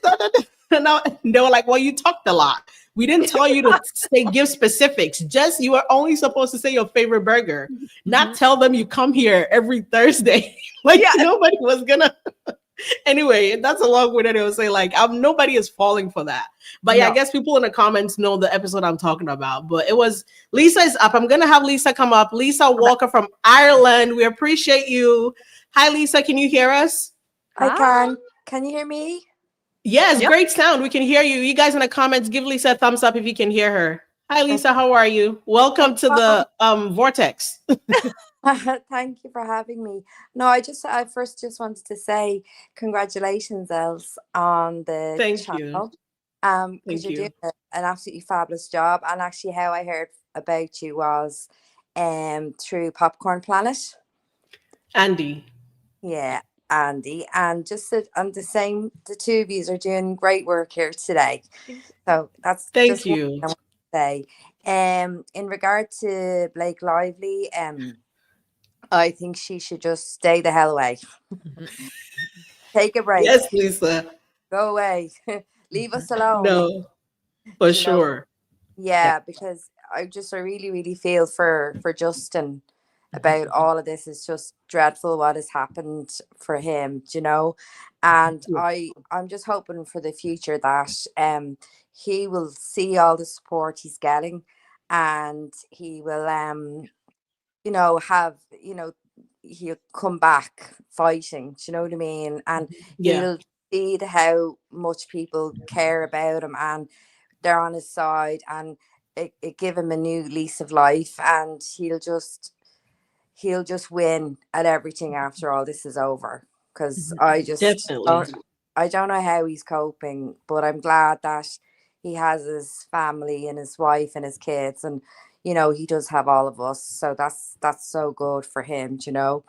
But Blake, I just don't know how she is getting away with it. Like, you know, it's just my mind is boggled over the whole situation, because like there's no evidence on her side to do with anything. My dogs are barking here, sorry. And that's okay. Yeah.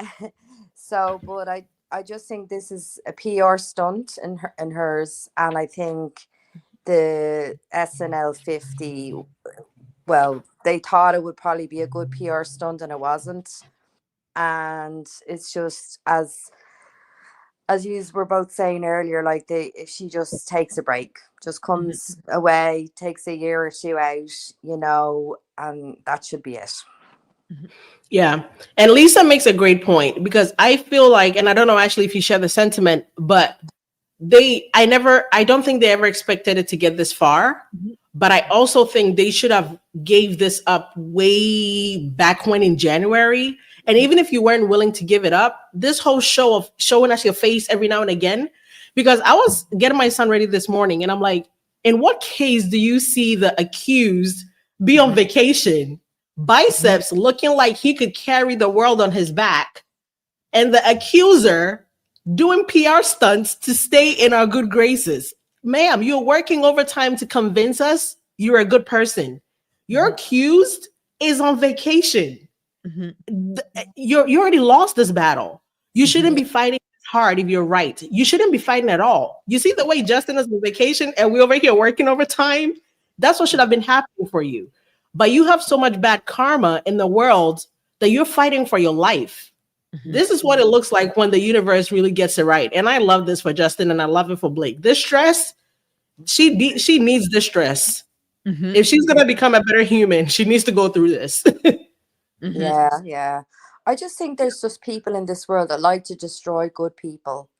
Do you know what I mean? I really do. Like, and there's just absolutely no need for any of it, and you can see that very clearly that it's coming across like she's a mean girl, you know. And just to me, I just don't know, and it's just very, very sad for me. That's just what I think, anyway. You know. Same. Yeah. I think, Ashley, I don't know if you have anything to add, but I left sad alone a while ago. I felt sad for Justin in the beginning, and then I realized how much everybody jumped up to support him and defend him. And then I realized this is not sad. Like, this is what camaraderie really looks like. Like, when everybody's like, no, this time we're getting it right. We're not letting somebody get steamrolled, and we're all going to come together and do the right thing. So I feel like it's not sad anymore. We're still waiting for the outcome, obviously, but I feel like I love where we are as a community, as a people, that people from all over the world see what's right. And for the first time, there's no ifs and buts about it. I mean, there are a few stragglers, but at the end of the day, we all see what the deal is here. What do you think, Ash? Yeah, well, I think overall, yes, the way people are coming together for Justin is absolutely what the world needs. I think we're in an era of rooting for the underdog, which her and Ryan did not account for. They haven't seen the shifts in what I always say is when you're building, because this is what I literally do for a living, is help people build personal brands and marketing and branding and SEO. So it's literally what I do for a living. And what I always say to my clients is you have to be ahead of the market and you have to see trends coming. You have to see shifts coming. If no matter what you're planning for your maximum you're gone again. I'm back. I swear to God, I'm coming back in 2 seconds. I'm suing this company. I know a good lawyer. Brian, I know a good lawyer. His name is Brian. I'm about to sue the shit out of this company because why are they doing this to me? And I can hear you guys though. You can talk without me. I'm fixing this. I'll be back. So I do think there's an aspect of Blake and Ryan had a certain trajectory that they were looking for. So we know that they had Hollywood North that they were going to be building in close to me, not too far from me, in Ontario, Canada. And I think they had this map of the next 5-10 years. And what ends up happening in big brands and businesses is they stop paying attention to the market and they get overly fixated on their goals. And because they're overly fixated on their goals, they miss what's happening in the market. And I honestly think that's what happened, like taking over It Ends With Us aside, because that's a whole different can of worms. But I just think they are so out of touch with what's been happening in PR and marketing and branding. And I'm going to say it. I think this case is going to rewrite how celebrities move forward with branding and with marketing and with PR moving forward. Because what this is showing us is people are over the overly curated, polished, fake SEO manipulation, flooding of Google, PR stunts. People are tired of it. And so I genuinely think like any branding strategists, marketers, PR publicists, anything that are worth their salt are paying attention to what's going on here, because this is going to rewrite exactly how we move forward for public figures and celebrities, but not just public figures and celebrities, but smaller brands as well, because a lot of people have been resting on overly polished, overly curated, and it's just not working anymore. So I think we're going to see a massive shift. I know we're already seeing a massive shift in public figures because, again, this is what I do for a living. So we're already seeing a massive shift in public figures and how they approach PR because of this case. And a lot of people are wanting to take back their narrative away from PR companies because it could, like, in theory, it could also be like, there's a part of me that's saying, maybe she's not listening to her PR. In theory, it could also be her PR team that's telling her to do this. And it's shit advice. And they're destroying her brand even more. So it'll be interesting. It's going to change the entire industry, not just for people at her level, but everyone. So we'll see how it goes from here. You guys, my camera is going to be crap for a while, but I don't know, Lisa, if you have anything to add while I try to fix it. I don't know why this camera is way too expensive to be doing this. I don't know if you guys can see it. That's that little black thing. Mm-hmm. It's literally $500. Why are you playing with me? Brian, call me, please. But sure, look, I'm just using my phone. Yeah, that's what I should do. Hell. Get this. See, there. Okay, we're honestly, gone. LZ, I was going to get a really fancy camera. I couldn't get it to work before this call for whatever reason. Technology wasn't working, but I just used my new iPhone. Was it 16 Max Pro or something? And it's better than the video I have here. Yeah, it's amazing. That looks great. If that's your phone, that looks great. That's what I need to do. This isn't even my phone because I couldn't get it attached while I was answering a question before I came on. So one of my clients' questions, but it's even better than this, my phone. So now it's back. There you Can go. you imagine if I was like on a show waiting to get $1 billion and just when they're like, we need to see your face, my camera cuts out, then I lose out. I'm gonna really sue. Anyway, but thank you, Lisa. I appreciate you coming up here. You guys don't be shy. Like, I really want us to have like this rapport. Like, I want this to be the community, because Ashley and I talked about it, and we want to create something at least once or twice a week, but we want it to be like this. I love the way Lisa came in here, shared her thoughts. And, you know, I wanted to feel as though we're having like a legit conversation and not just you guys are hearing me yap, because I don't want to be Lady Blabberlots. Lady Blabberlots. Somebody says Elsie's camera made her 10 shades darker. Leo, stop playing. Stop playing. Stop playing. The melanin has never played. No, but the camera literally just took every light out of me. It was like, girl, no. No, but it's okay. It's okay. Thank you, Lisa. We really appreciate you. Go ahead.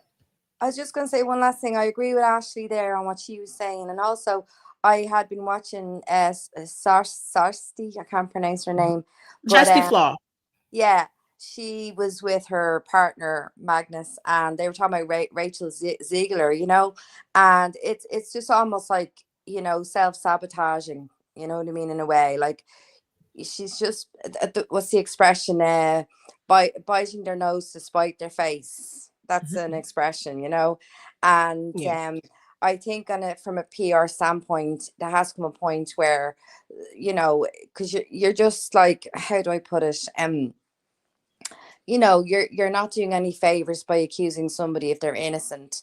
The same as like Rachel Ziegler's not doing any favors for herself by saying what she's saying. Do you know what I mean? There has to be some accountability for people's actions and what they say. And sometimes I find that like it just seems to be getting worse, you know, in Hollywood. And the PR is obviously a bit all over the place. I don't know, but it's someone should be saying to them, stop, you know. So that's all I wanted to say. And somebody could be saying to them, stop, but they're like, we're Ryan and Blake. You don't tell us to stop. We tell you when to stop. So, I mean, I can already imagine those conversations. Somebody's probably in the back like, this is not a good look. And they're like, we've been around a while. We're telling you it's the way to go. Like, we can't be silent. We can't be stuck in a house.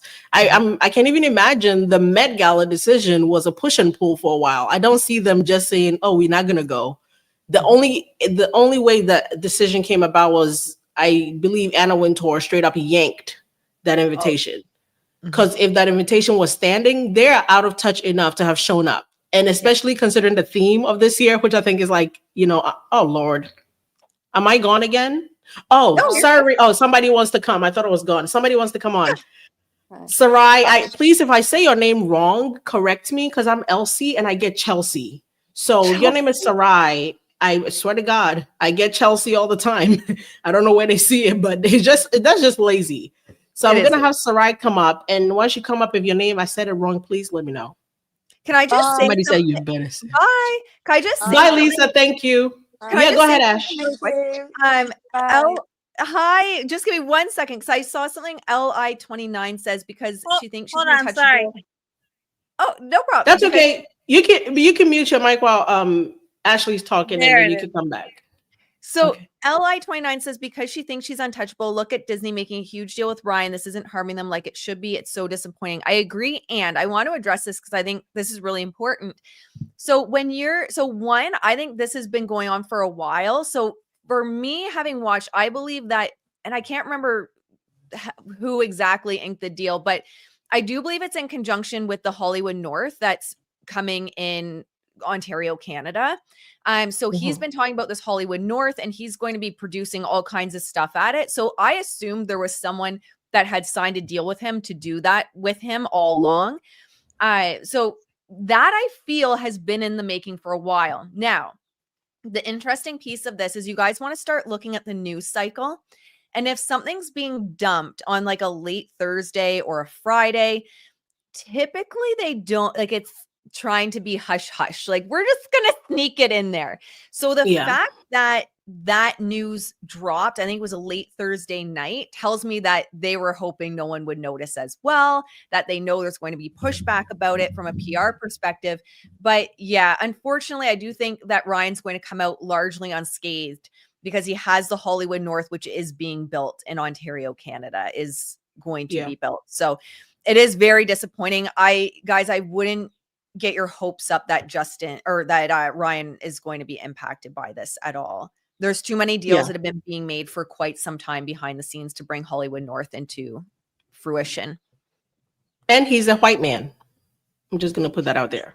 He has certain protections that's afforded to him. That's the most obvious one. Go ahead, Sarai. Is your name Sarai? I didn't say that wrong, right? Well, everyone calls me Correct Sarai, me. but my name is Sarai. Sarai. That's perfect. I want to know. So I'm glad you corrected me because I went phonetically and the Sarai was an option, but I'm like, girl, don't be fancy. Just say what you see.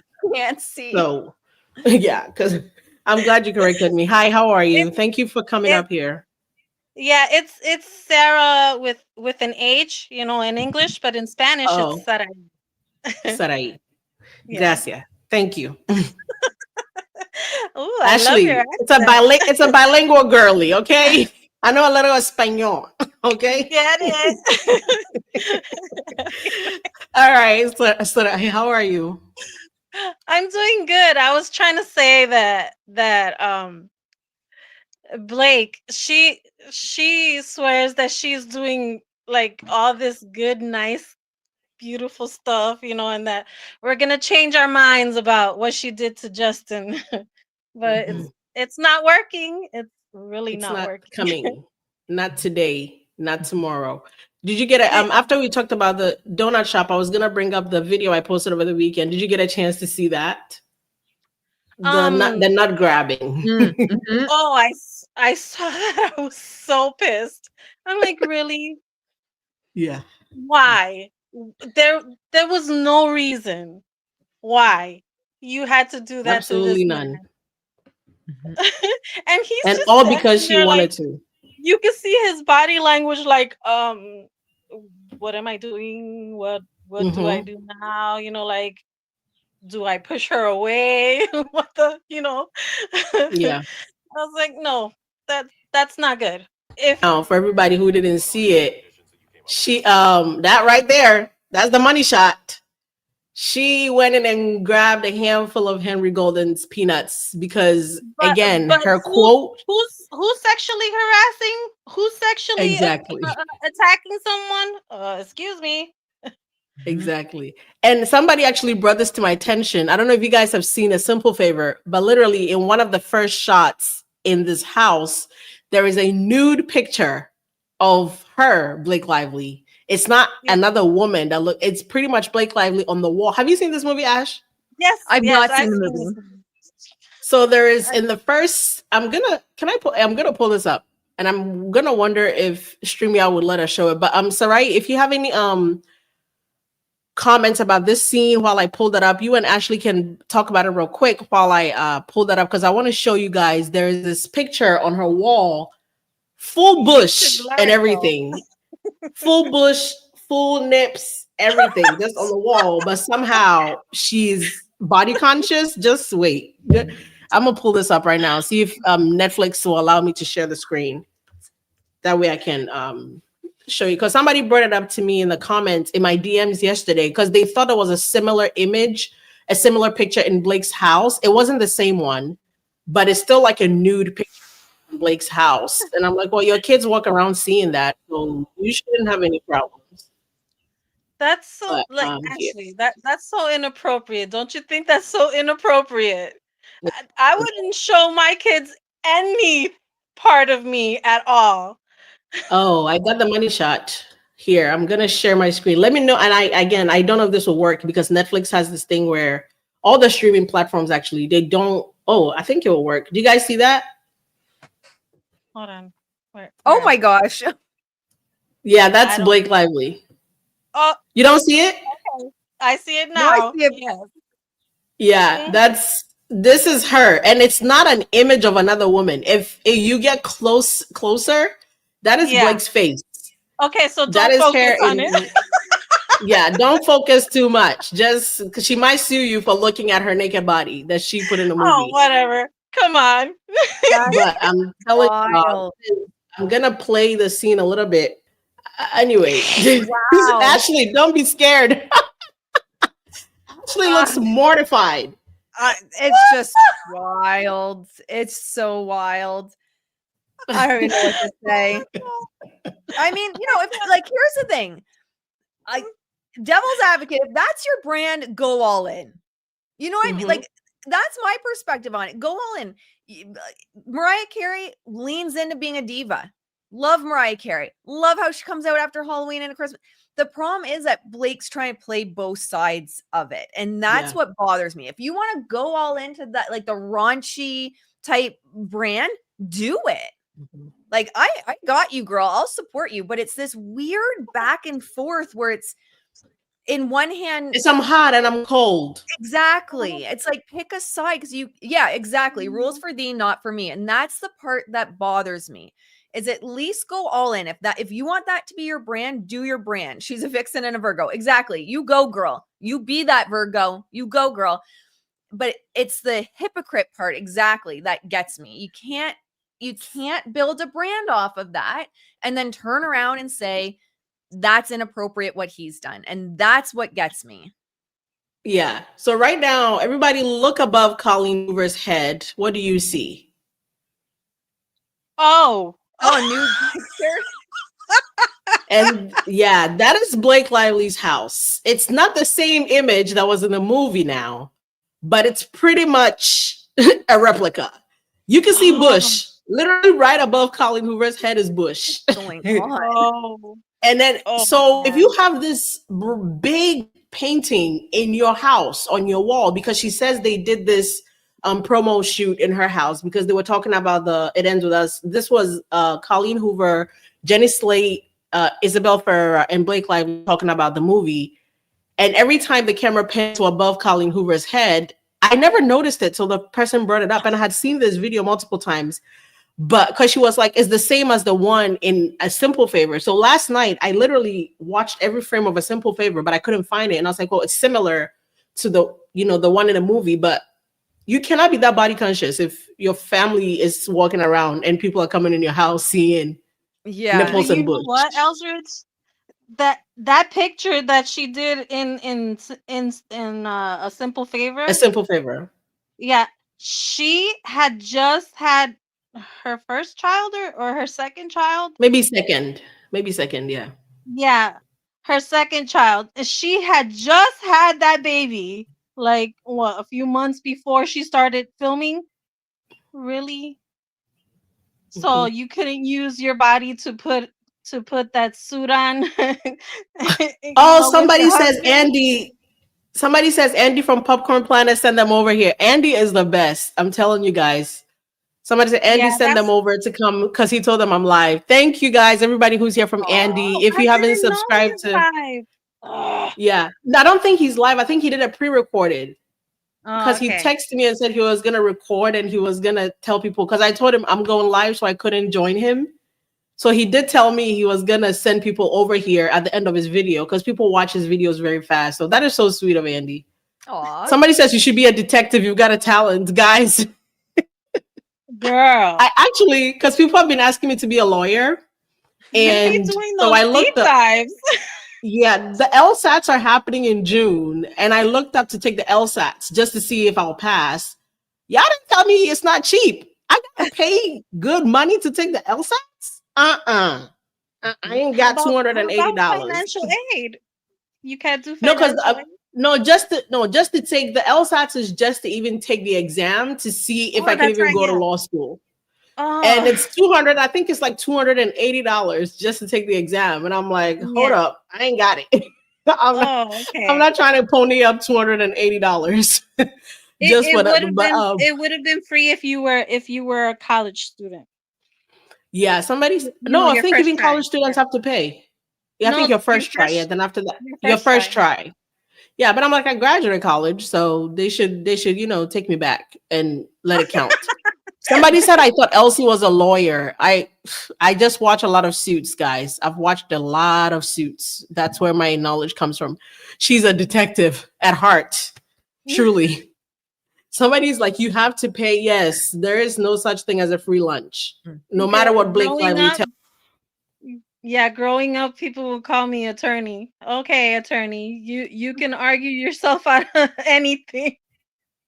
Somebody said no, even when in college, you still have to pay. Yeah, I thought so too. I'm pretty sure if you wanted to, we would all chip in. You guys, that is so sweet. But I just, I wanted to take it to see what it's like because I'm pretty good with like just doing like exams like that. Once I have to study for it, a girl gets scared, but I will still pass. So I wanted to take it to see what my knowledge really is and then study for it. But if finding out I have to pay $280, I'm like, maybe study first. Somebody says take the LSATs when you know you have a good score. I don't know what that means. I should take it when I know I have a good score. But did you Oh. take it the first time? No. I've never been to law school. I went to regular college, graduated with my regular degree in business and marketing. I know, but I'm saying like to be in college. I'm considering taking it. To be in college, no. So you don't need the LSATs to be in college. You're talking about the SATs. Okay, so that's different. I think you're talking about the SATs and the ACTs. That you need to get to college. The LSATs is like I forget the one for medicine. That's specifically to be a lawyer. Yeah, it's like the MCATs. Yeah, the LSATs is like the MCATs. Type of like a MD or something like that.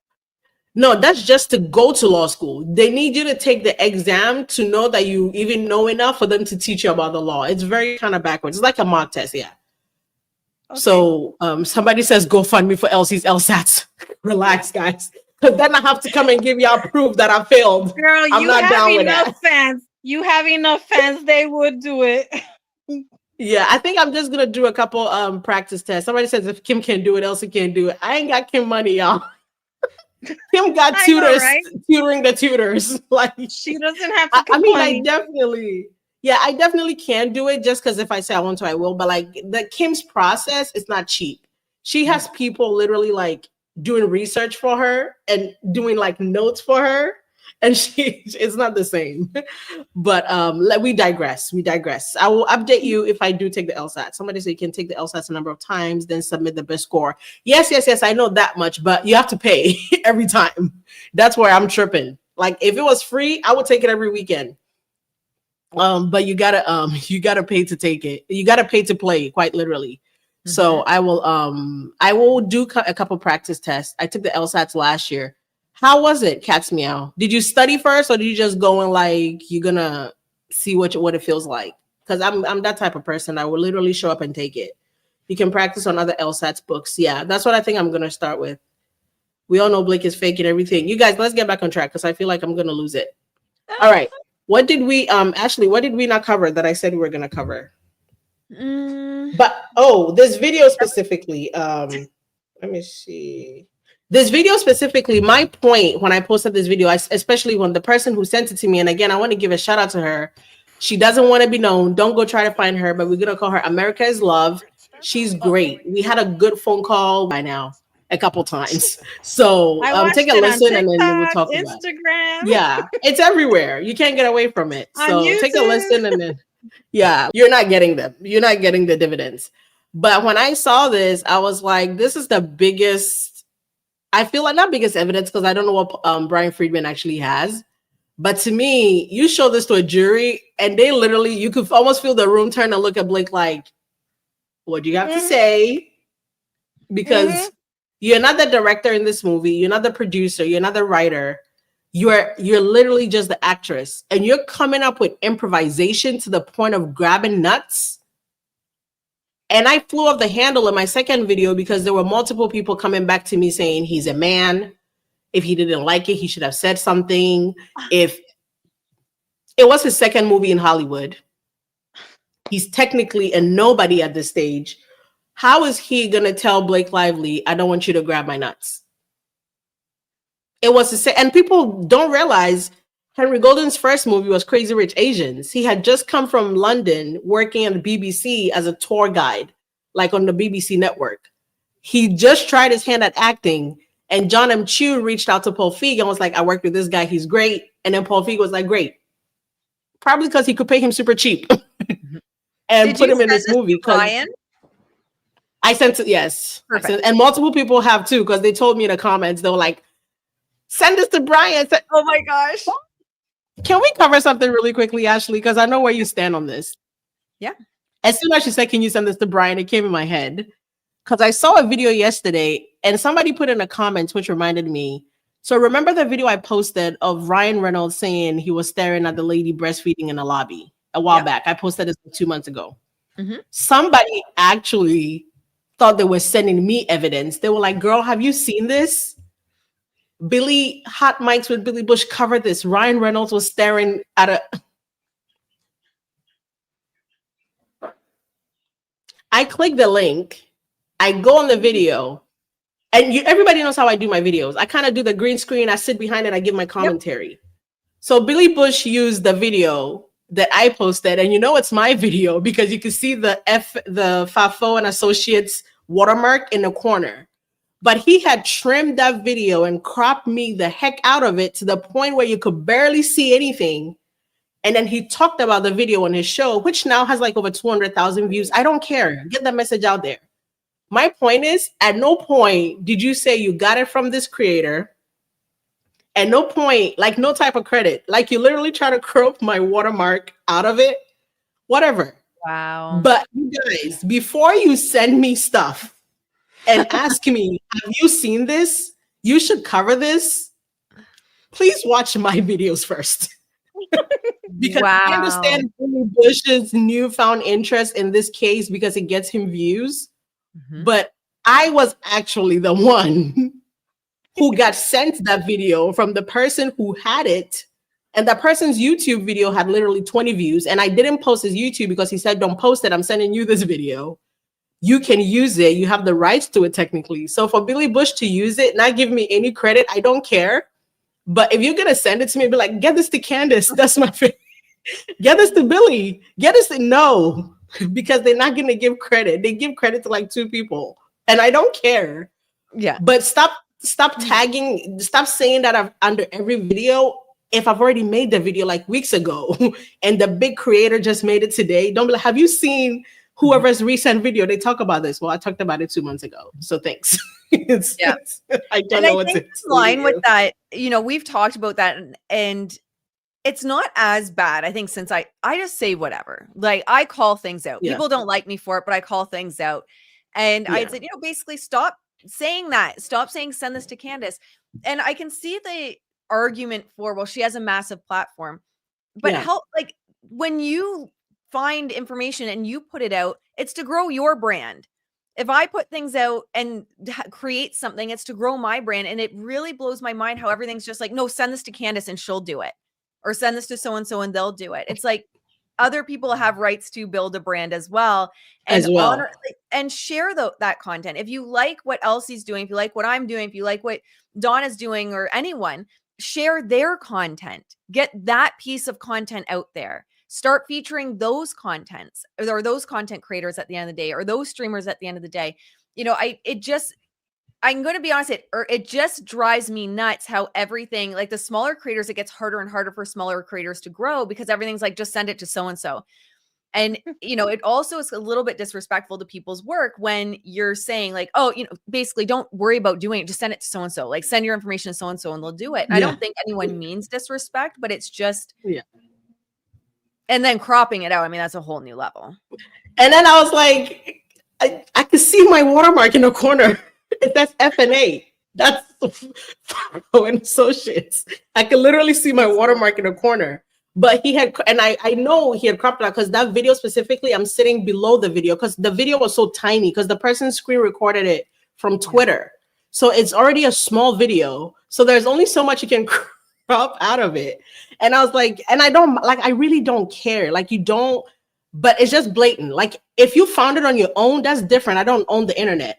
But when it's clear you took it from me, And Dave Neal on here, he's great. Every time he's used my video, he doesn't even bother like saving the video and downloading it. He just goes on my page and shows my page and plays it from there. And people can see who I am, and he talks about it there. Andy, great work. Adana, like they give credit where it's due. And again, like I'm not even monetized on here, so like I can't get paid. I don't care. But it's it's a respect thing, you know. Like because I remember when Billy Bush started talking about this. I think his YouTube had like every video. If you go back, his videos were like 300 views, whatever views, and now everything is in a K's and 3-figure K's. So it's like you're welcome. It's everybody's jumping on the bandwagon. It's great. I love it for you. I love it for us. The point is to get justice. So if it's your platform that has to do it, great. If it's Candace's platform that has to do it, great. But when clearly the video didn't come from you finding it on your own and you found it on my page, the least you could do is leave my name there. So if somebody wants to even go see what else I have, they can as well. But we have somebody up here, Marie. Sarai, we're going to let you go. We're going to have Marie come up. Marie, are you ready? You don't have to show your face. Again, it's cool. You could just do audio. If you want to show your face, we'd love to see your beautiful face. But Sarai, thank you so much for being here. We'd love to have you next time if you have anything else to add. Sure. All right. Thank you so much. Thank you. Bye. You guys give thumbs up to Sarai for being here with us. All right, Marie, you're up. Hello. Hi. Can you hear us? Can you hear me? Yes. Yes, can you have hear great me? sound. We can hear you. Comment Okay, section if you hi. can hear me. Red thumbs up. Hi, I'm one of your associates. I had Yes! messaged you a video. But, Which one? Ryan Reynolds staring at someone breastfeeding. Wait, you sent it to me? Yes. Marie, because again, I swear I don't want to seem like I forgot you, but you have no idea what my DMs, my email, and my comment sections No, look I know. like. And I'm I believe normally it. good with memory, but because you remember you sent that to me a while back. Like it's been 2 months, I feel like, and nobody it's else been a had while. the video. You couldn't find that video anywhere. And I think your message said something like, "I want you to have this. I want you to talk about this." And you actually pointed me to the timestamp, if I'm not mistaken, because there were 2 points in that video you wanted me to look at. So, and I'm glad you were here and you heard me talking about it. Wow. See, straight to the source. Everybody, shout out to Marie. She wanted to remain anonymous. So don't go look her up. Okay. Marie's Well, no, it definitely was not just, me. I wanted you to have it because I like how Ashley talks about like relatability, being authentic, and I connected with you off of that. So, it actually worked. And I had options to, I watch mostly all of the same people you guys do. So, yeah. Yes, hi, both of you, if I didn't say that already. Hi. But I wanted to talk about something that Ashley had mentioned about like charts and things, and how Blake is also Justin, they're each other's karma in a way. Like, and I know it's unpopular, but I think it's almost like Justin, not that he deserved to go through all of this, but it's like he walked into the trap all on his own.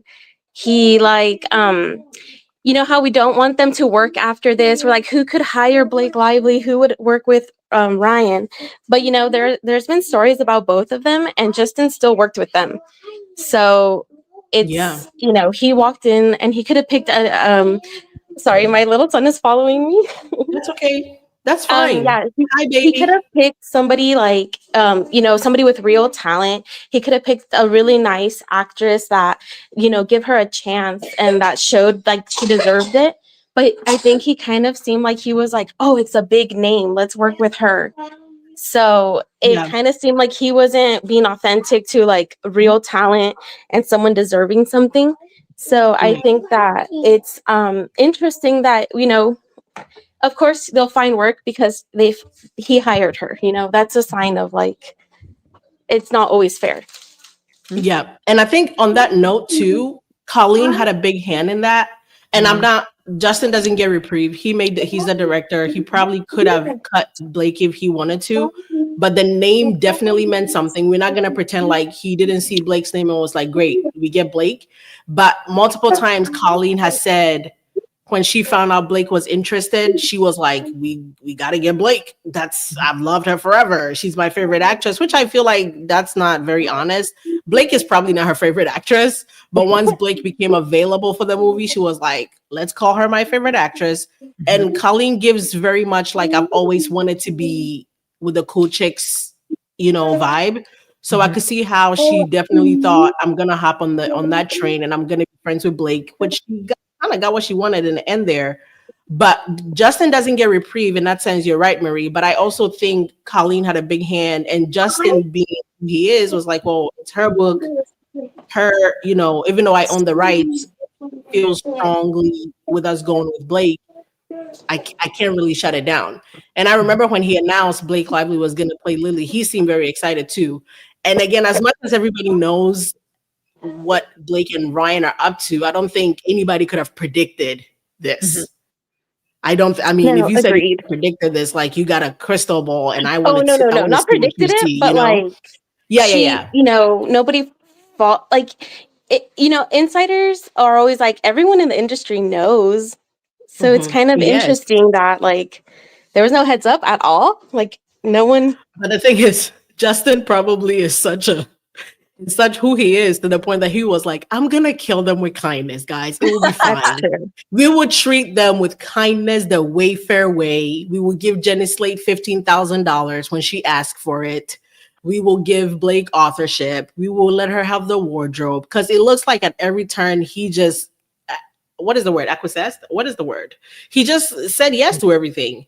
And to him, it was like, well, this is the smoothest way to get out of it. And even his text messages show that.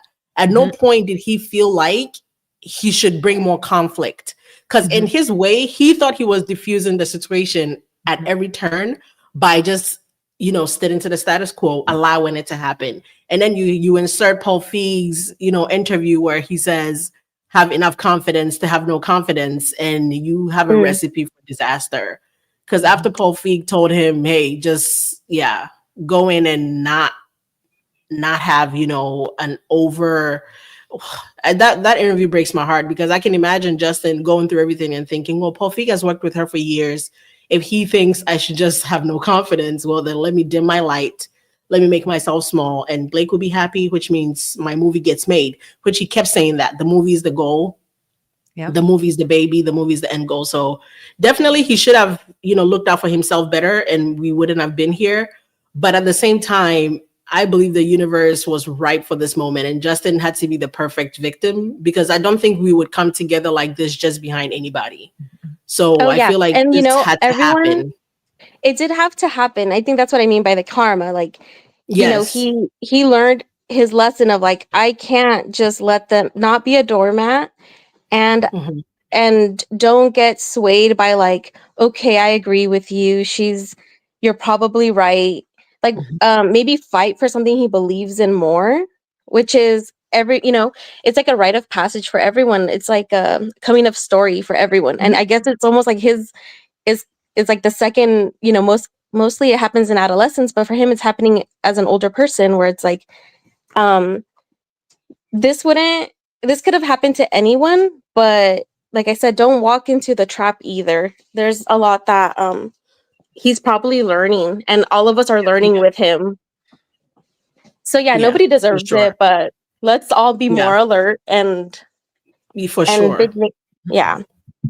And I want to say thank you again for the video while we still have you, because I remember specifically when you said, and I think everybody who used my video and gave me credit the right way, but I only found out about this yesterday that Billy Bush had used it, and it was from like 26 days ago.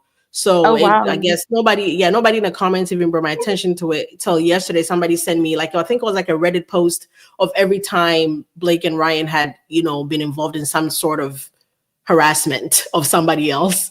And that was one of the links. And I was like, that looks like my video. Then the FAFO popped up in the corner, and I was like, oh Lord, here we go. And I felt like, because I was watching all the same people, like Donna and all them. And then when she asked you, like, where did you find this and all these things? And, I wasn't expecting you to mention me, because, I'm just an anonymous name on the internet. And you mentioned that it was me. And I was like, wow, so much integrity to have said that, where you could have easily been like, it was me. Yep, I'm this or that. No, because I hate that. Yeah, and if anybody's in the chat has messaged me before comments, I literally, once you send me something or you text me you have information, my next message is literally, do you want credit? Do you want me to mention you by name, or do you want me to say anonymous? You know, because people want different things, and there are specific people like, girl, I don't even want you to say anonymous. Tell them you found it on your own. Like, don't even trace it back to me. Like, I have people, but I will still say one of our associates, because I still don't like. I used to work alone like a month ago, maybe 2 months ago, but like I think it started with you, Marie, actually, if I'm not mistaken. But I think after you send me that video, or maybe somebody else before you, but again, my memory is like old now. I have so many things to look at every day. But after a while, I started having everybody wanting to pitch in, which was great, because now I didn't have to, do so much research. So I really appreciate you for sending that to me. And my draft section is so scary, you guys. If you had any idea what's in my drafts, it's so scary. Well, I told my husband, because the same as you, he's like over it. He doesn't want to hear about it anymore. And then so I sent it to you, and it was like, in the middle of the night. And then when I told him like, hey, she's kind of blowing up with this. And I was like, I'm so happy that I gave it to her, because whatever benefit comes from it, the money or like, networking or anything, it's like, I'm glad that I was able to help and be a little tool in that. That's sweet. I appreciate that. That is so nice. Thank you. And I thank you guys. I really appreciate the way everybody, comes together to give me the right information. And sometimes some are far-fetched. I still appreciate it, because you never really know what's what till you see it. And sometimes it's like a zinger, like what Marie sent me. I have a couple zingers in the drafts that I should probably drop one at some point today. Like, and they're all gonna zing, trust me. So thank you so much, Marie. I hope you join us again the next time we're up here. We have Davidetta. Thank you. Bye, both of you. Bye. Thank you, Marie. Bye. I hope the kiddos are good. Thank you. Bye. No problem. Bye. Davidetta, you're going to come up. I hope you're ready. I just want to pull up really quick. Yeah. Ari Renee. I think Philly Bushley knows two names, Candace Owens and Steph with the deets. I just want to follow up on that, because I used to send all of them all my links. And I used to send them all. But you would never get credit. And for, my community started tagging me, not mentioning names there, but that my content was always referred to as someone. Someone said this, someone said that, someone did this. And so now I just mind my own business. I'm like, I don't send my information anywhere. I send some stuff to Brian Freeman because it's Brian Freeman. But I just mind my own business on my channel and do my own thing now, because I started to notice trends, and I started to get tagged in trends of someone, and people will be like, that someone's actually Ashley. She's the one that broke that, or she's the one that said that. So that's another reason why I just kind of mind my own business and do my own thing. Yeah. And I don't mind if you guys want to tag them in the stuff, that's fine. But when you say it to them, it's like, I already made the content. So if you want to use it, mine is out there now. Yeah, exactly. But send it to them is almost like you're telling me to delete my video and they have better reach, so I should go sit somewhere in a corner. And I know maybe that's not how you mean it, but it kind of seems as though like dismissive a little bit. So Davidetta, we're going to have you come up. And I feel like you might have thrown in a Ghana flag the last time. If I'm wrong, I apologize. But you don't have to show your face. Audio is good to go. Hi, how are you? Can you hear us? Yes, I can. And just a heads up, my kid is watching TV, so girl, that's fine. Kid in the background. That's fine. Thanks for having me. How are you? Love you both. Oh my God. Thank you. You guys are making my maternity leave so much fun. You're welcome. I just want to say that your both coverage has been so amazing, and the fact that everyone is standing up for the underdogs, it's just been really, really great. Just something that I wanted to point out that has been bugging me. When Ryan's text message came out, the first red flag that I noticed when he said he's known so much about Justin, and I'm like, they need to dispose of Liz Plank, because I feel she was the main insider of Justin's personal strength and weaknesses. For them to be able to smoothly like take over the movie the way they did, without her giving them certain information, and the way she just dropped him so fast, and up to now she hasn't even come up to really say anything. So I feel like she's been like, from Justin camp, she's been like the mole, just feeding Blake and Ryan. And it's just, I just find it so sad in a way that someone would just stick someone's pure heart into weakness and just turn it around.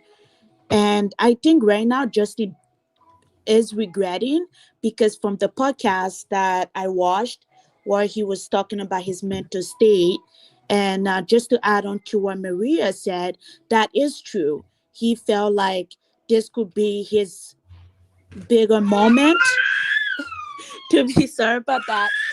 It's okay. Please don't apologize. Girl, if my child was home, this live would have ended in minute 1. Oh, okay. Trust Thank me. you guys. You get Don't it. apologize. So I feel like he felt like this would have been his biggest step to have more voice for people that he's been advocating for, to get more of his movie out there by doing this big A-lister movie. And I think that was his bigger picture.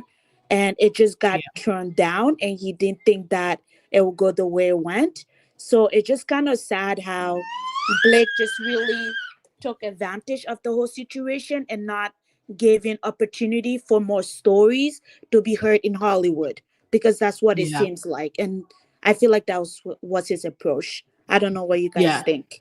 David Detta, real quick, somebody wants to let you know your baby is crying justice for Justin. So we really Oh yes, don't he's mind. like, my mama has been on all these videos every day. Yeah. Your baby knows the tea now. Oh yes. Oh yes. Yeah, but please don't apologize. If you guys, if you have kids and you feel like you want to come up here but your kid is crying, trust me, like that is the least of our problems. Ashley has chickens and horses. Ashley has like the whole old McDonald had a farm. Is Ashley Eve had a farm. She's good. She hears all kinds of things. But I have to echo what you're saying. I think Liz was working as a double agent, and Justin probably didn't find out until we found out, which is the scariest part. Because the way Liz just pulled the plug and left as soon as the stuff came out, it was like she was on standby. So I agree with you 100%. Liz is, I think, is being looked at the way she should be. She would definitely be deposed. There's no way she goes, unscathed in this. But I agree with you. Ashley, what do you think? Yeah, I mean, it definitely seems like that for sure, right? And again, I think it just goes back to I just can't imagine. I always put myself in and think of if I was in those shoes. I can't imagine using someone like that or turning on someone like that.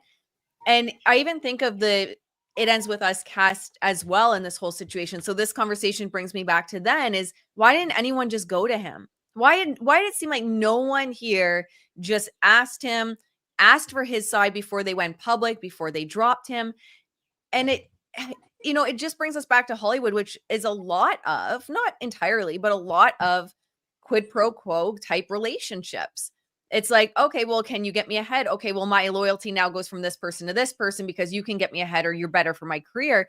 And I've seen it even outside in Hollywood with clients, big corporations, big businesses, upcoming entrepreneurs, upcoming public figures. I mean, loyalty's for sale, and it's to the highest bidder often. It's pay to play. A lot of industries are pay to play, and it's really unfortunate.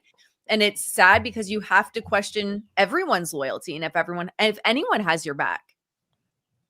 100%, especially if you consider finding out that Liz was flown out to Wrexham to do this ridiculous podcast, which she could have done this shit virtual, whatever they needed her to do. She could have been in her living room and hopped on a stream just like this and done it. So it definitely gave love bomb. It definitely gave, we're gonna give her, because Justin is not flying you private anywhere, girl. So it's definitely, she looked out for her own skin in the worst way you could, which again is like, it kind of goes back to what I was talking about when we were back in the beginning, when we were discussing Selena and her friend. In the same way, it's not loyalty. It's not, tangible. You can't grab it in your hand, but whomever you choose to give your loyalty to, whomever you choose to tell your secrets to, whomever you choose to share your intimate personal details with, needs to be somebody that you could go to bed knowing, pew pew to their head, you're safe.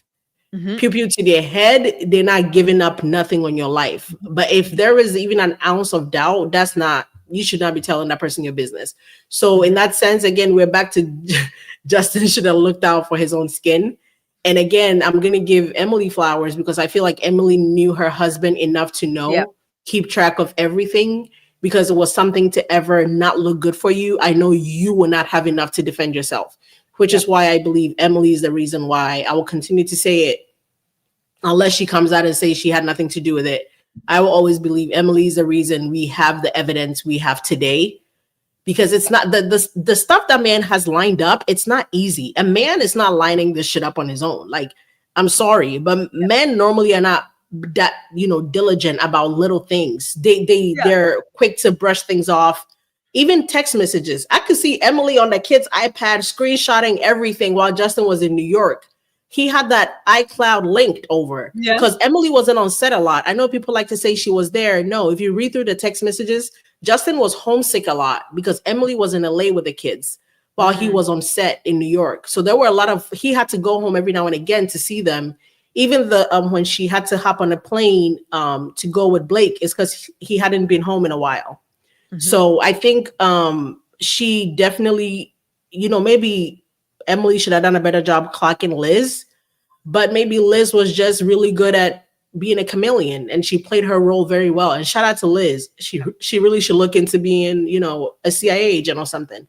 Because to really be around those two men for that long and for them not to know where her loyalties lie enough for her to jump ship is scary. Like, it makes me, and my only friend is my husband. My friends literally in life are my husband and my son. Obviously, I have friends in life and everything. But if you claim my deepest, darkest secrets, you are a liar. You do not know one thing about me that I don't want you to know. There is nothing about me that a random person knows that I can't afford to get out. Do you understand what I'm saying? That's what I mean when it comes to loyalty. Your loyalty should be to you. You should have empathy and sympathy and kindness towards everybody. But I think when it comes to, we're not in an era of having like ride or dies. I think we left ride or dies way back maybe 20 years ago. And I'm only 30, so I don't know what the heck I'm talking about. But I don't do, Liz really gave performative and that lady is good. I'm scared of her. But I don't believe, again, to come back to your point, definitely Liz needs to be looked at. And just life lessons. I feel like everything that happens in this case, you can take a little bit to live your own life. Look at everybody twice. Like, look at everybody like this.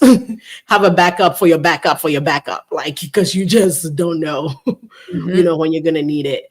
But Davidetta, we thank you for being here. We have Lala in the waiting room. Lala would like to come up and say something. And I love that. I love that we're having people really come up. Ashley, how do you feel about this? I love it. In the comments. Had you done this before on your channel? No, I like hearing myself talk. Why would I have anyone else on? This is why your subscribers want to send you away and have me on. Yeah. No. I have like a 250 episode podcast of just myself talking.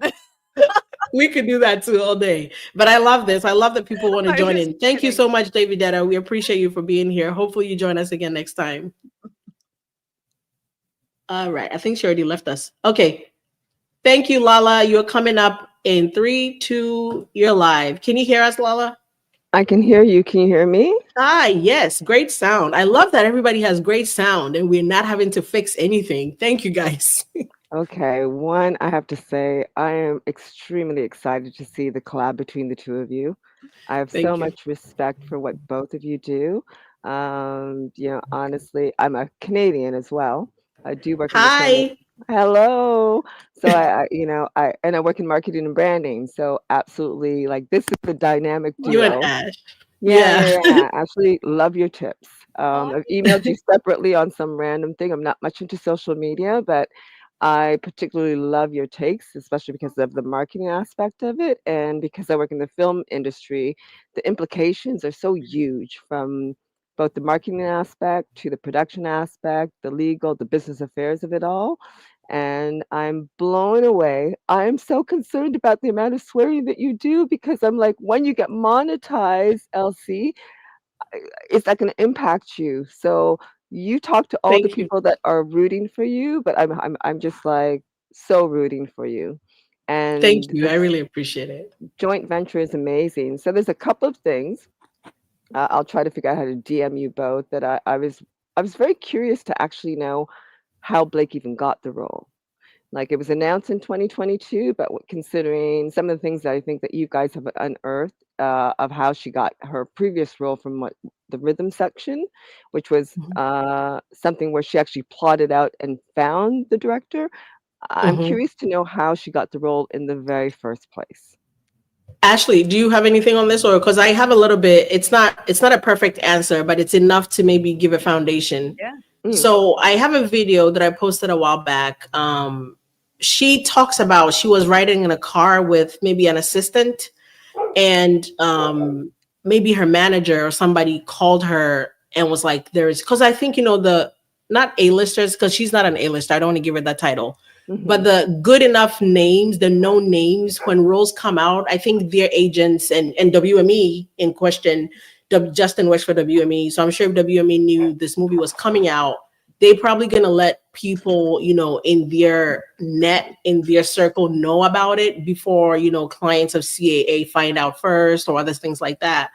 Because there's a specific video, which now TikTok has disqualified for bullying, because I talked about how Blake Lively she said in her video she was in a car, but she said, I never knew who Colleen Hoover was. She was in a car with a young girl, and she got a call about It Ends With Us. And when she said It Ends With Us, the girl was in the backseat and she was like, oh my God, it's big. My friends are all reading the book. And she's talked about how the girl was young and maybe 20 something years old. So in that video, she talks about she never knew who Colleen was. She never knew who It Ends With Us was, but the girl jumped up in excitement and talked about how Colleen has Verity and It Ends With Us and this and that, and she thinks it's going to be big. And that's why she decided to do the movie. I can see the interest, but I'm curious just seeing her nature, how she, her pattern, because I think definitely how she locked it. Which is, I don't think she even had to audition. I really don't think there was an audition. I think WME told Justin, and again, I always say, because Blake knew Another Simple Favor was going to come out, she probably looked at It Ends With Us as like an easy, job to take, because it already came with a built-in fan. I already say this. She never thought she had to work hard on that set because it had a book audience already, and they were going to watch the movie regardless. So I really believe, go ahead. Oh, sorry about that. No, I think it was a nice throughway if it was well executed. And literally, I think she bought the wardrobe from It Ends With Us and bought it for the red carpet for both movies, because the wardrobe that she did in the movie is ridiculous. But that overspend doesn't even make sense, even for those being simple clothing that are expensive. The overspend was her. She didn't really buy a lot of things for the wardrobe. She just wore her own clothes. And from my understanding, the way the industry works, even if an artist, an actress uses their own pieces, they get paid every time that piece appears on screen. So the reason the budget went so overbroad is she kept wearing designer outfits that are hideous, that don't even match the character, but she got paid every time she showed up on screen in them. So she kind of did take over the wardrobe, but she didn't really go shopping. She just went into her closet and her husband's closet and Gigi Hadid's closet and got extra paid. 2 pieces. I'm going to talk to a wardrobe person that I do know, because there's something that's still off about that amount. There's still the wardrobe that I feel like some of it went to the marketing aspect. So the things that she wore on the red carpet, and that floral theme translated right over to A Simple Favor. And even with the wardrobe pain of whoever she was marketing, Gigi Hadid, all of that, that is extensively over. That's 600,000. That's far more than paid appearance marketing. 100%. So I'm curious, especially now. I don't take up too much time, especially if you have somebody else going on. That's okay. We actually don't have anybody right now, but I mean, she had certain pieces, like somebody just said, like sometimes a single piece of like a pair of pants was $16,000. She had like, I think one of the costume people who talked was like, she had a pair of, a Body bag or Body boots. That's like $20,000 just for one bag. And it appears twice in the movie. And every time it appears, she gets paid, but it's hers already. So the movie, I mean, it was ridiculous. It's absolutely ridiculous, considering she was also seeking a producer credit. And the producer's credit is about keeping budget, keeping everything online. So she impacted so many line items in a budget that were overspent. It's criminal that she gets the producer's credits or producers. And then her job alone. And then actually, yes. And then she sits in that interview. I don't know if you guys saw where she's like, this movie had no budget. I had to do a lot of begging. We didn't have enough money to get Taylor Swift, so I had to beg a lot. Well, we didn't have any budget because you spent it all on clothes. Your own clothes, might I add. I think they still probably paid out. They would have to pay out something for the music. So I'm curious to know what her overspend in, both in time wasted in delaying the production, the budget overflow, all the other lines she impacted, the firing of the first AD, the second AD, and the replacement of that, the replacement of the composer, which they'd have to play out 2 times over. I'm curious to know what the budget would have been without her interference across all these budget lines. And then to dare to have the audacity to want to be a producer is outrageous and crazy. Yeah, much less, I assume. I assume the budget would have been much, maybe millions less. Ashley, what do you think? I know nothing, but you guys don't ask me about budgets. Well, you know what it is? I'm bad with budgets. I can talk branding and marketing. Ask my husband how I am with a budget and why we have like 200 chickens. I'm not good with budgets. Blake was me with chickens. All right, I'm not good with budgets. I honestly have no idea about any of that, to be honest. No, well, it's I'm hoping at some point I might DM you personally, because that is that, like, every line that I look at in a budget where she impacted it, I'm like, that's crazy how much it would go over. I think the second thing is, like, especially with US more than Canadian, Ashley, is like, you know, their marketing budgets for a film are as much as the production budget. So I'm also curious to know how much maximum effort took of the marketing budget, which is not part of the 25 million to make it. It's a whole separate budget altogether. So on your marketing paralysis, I'd like to know what the marketing budget to promote the film was, which is quite different, and how much of maximum effort or Ryan's company, which is, they act like it was nothing. But when you think about US marketing budgets for a film, that's a lot of money for him to play with, to be insultive and create insulting videos around Justin. Yeah. With their own money. Yeah, because there is a part in the lawsuit. I think she specifically told, I think Sony or, you know, Wayfair, she's going to do the marketing for free, I believe. She says, you don't have to pay. We're like the mafia or something. Like we work as family. And then later they bring invoices and they're like, we're charging you this and this and this and that and that. And I'm like, well, she literally said everything was going to be for free because it was going to be through maximum effort. And then you refer to yourself as the mafia and how you work as a family. So how do we get to now you need your money back? Well, the crazy thing is you can't work as the mafia in the film industry. It's union. So you don't get to necessarily pull those favors, just like the writing issue around Ryan. The contractual issue around the fact that he may or may not have written it is a problematic thing. You don't get to pull those favors because everybody has a contract, everybody has a line. I don't want to bore anybody, but it's like, no, it's again, okay. Thank you so much for all that you're doing. And of course. Yeah. Thank you for coming up, and you gave us a lot to think about. Now I'm sure I'm going to leave here and I'm going to obsess over the budget. And I have a list of questions that I have, and I'm for the two. Go ahead, email it. I am, Go ahead. because seeing the two of you together is like, I was like, who am I sending it to? And you are actually two of my favorite out of, I got my bingo card of who I listen to. And when you two came together last week, I'm like, okay, done. It's the two of you with graphics and a head sheet of a production budget with notes, because I know you're going to go to town on it. Thank you again. And I hope you continue this. Thank you. Of course. Yeah, we're going to try. If you guys want to hear it, we'll deliver. Somebody said, I'm intrigued to hear what you're saying about the budget. Yeah, we'll have to look into that further. But I just know they went way overboard with that. Yeah. Yeah, I don't know much about like that piece of, I haven't really Ashley looked into it, says, but don't ask me about the money. All right. Thank you so much, Lala. We appreciate you for coming up. Thank you. Bye. All right. Bye. All right. It's just me and you again, Ash. Yeah, really good question. And I love everybody who came up. I saw a question from Sarai. She asked, she wanted to do videos, but she doesn't feel like you can give her some advice on this. I mean, I gave my advice, my long-winded advice. I could give it again, but what do you think, Ashley? She says she wanted to get into content creating, but she doesn't feel like her videos are good. What do you have to say? Oh my gosh, when I started out in business like ages ago online, well, ages ago, it's like 5 years ago when I moved online, my videos were literally in a corner of a basement with no lights, and I just hit play and I just talked. So, you never know where you're going to end up. You just have to start with where you are now. And I think it's really easy very often to compare ourselves to where other people are or how we see, even bigger productions.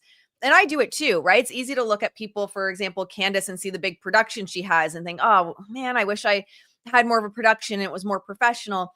It's so easy to compare ourselves, but you just have to get started. I literally, back in the day, it was me with my iPhone.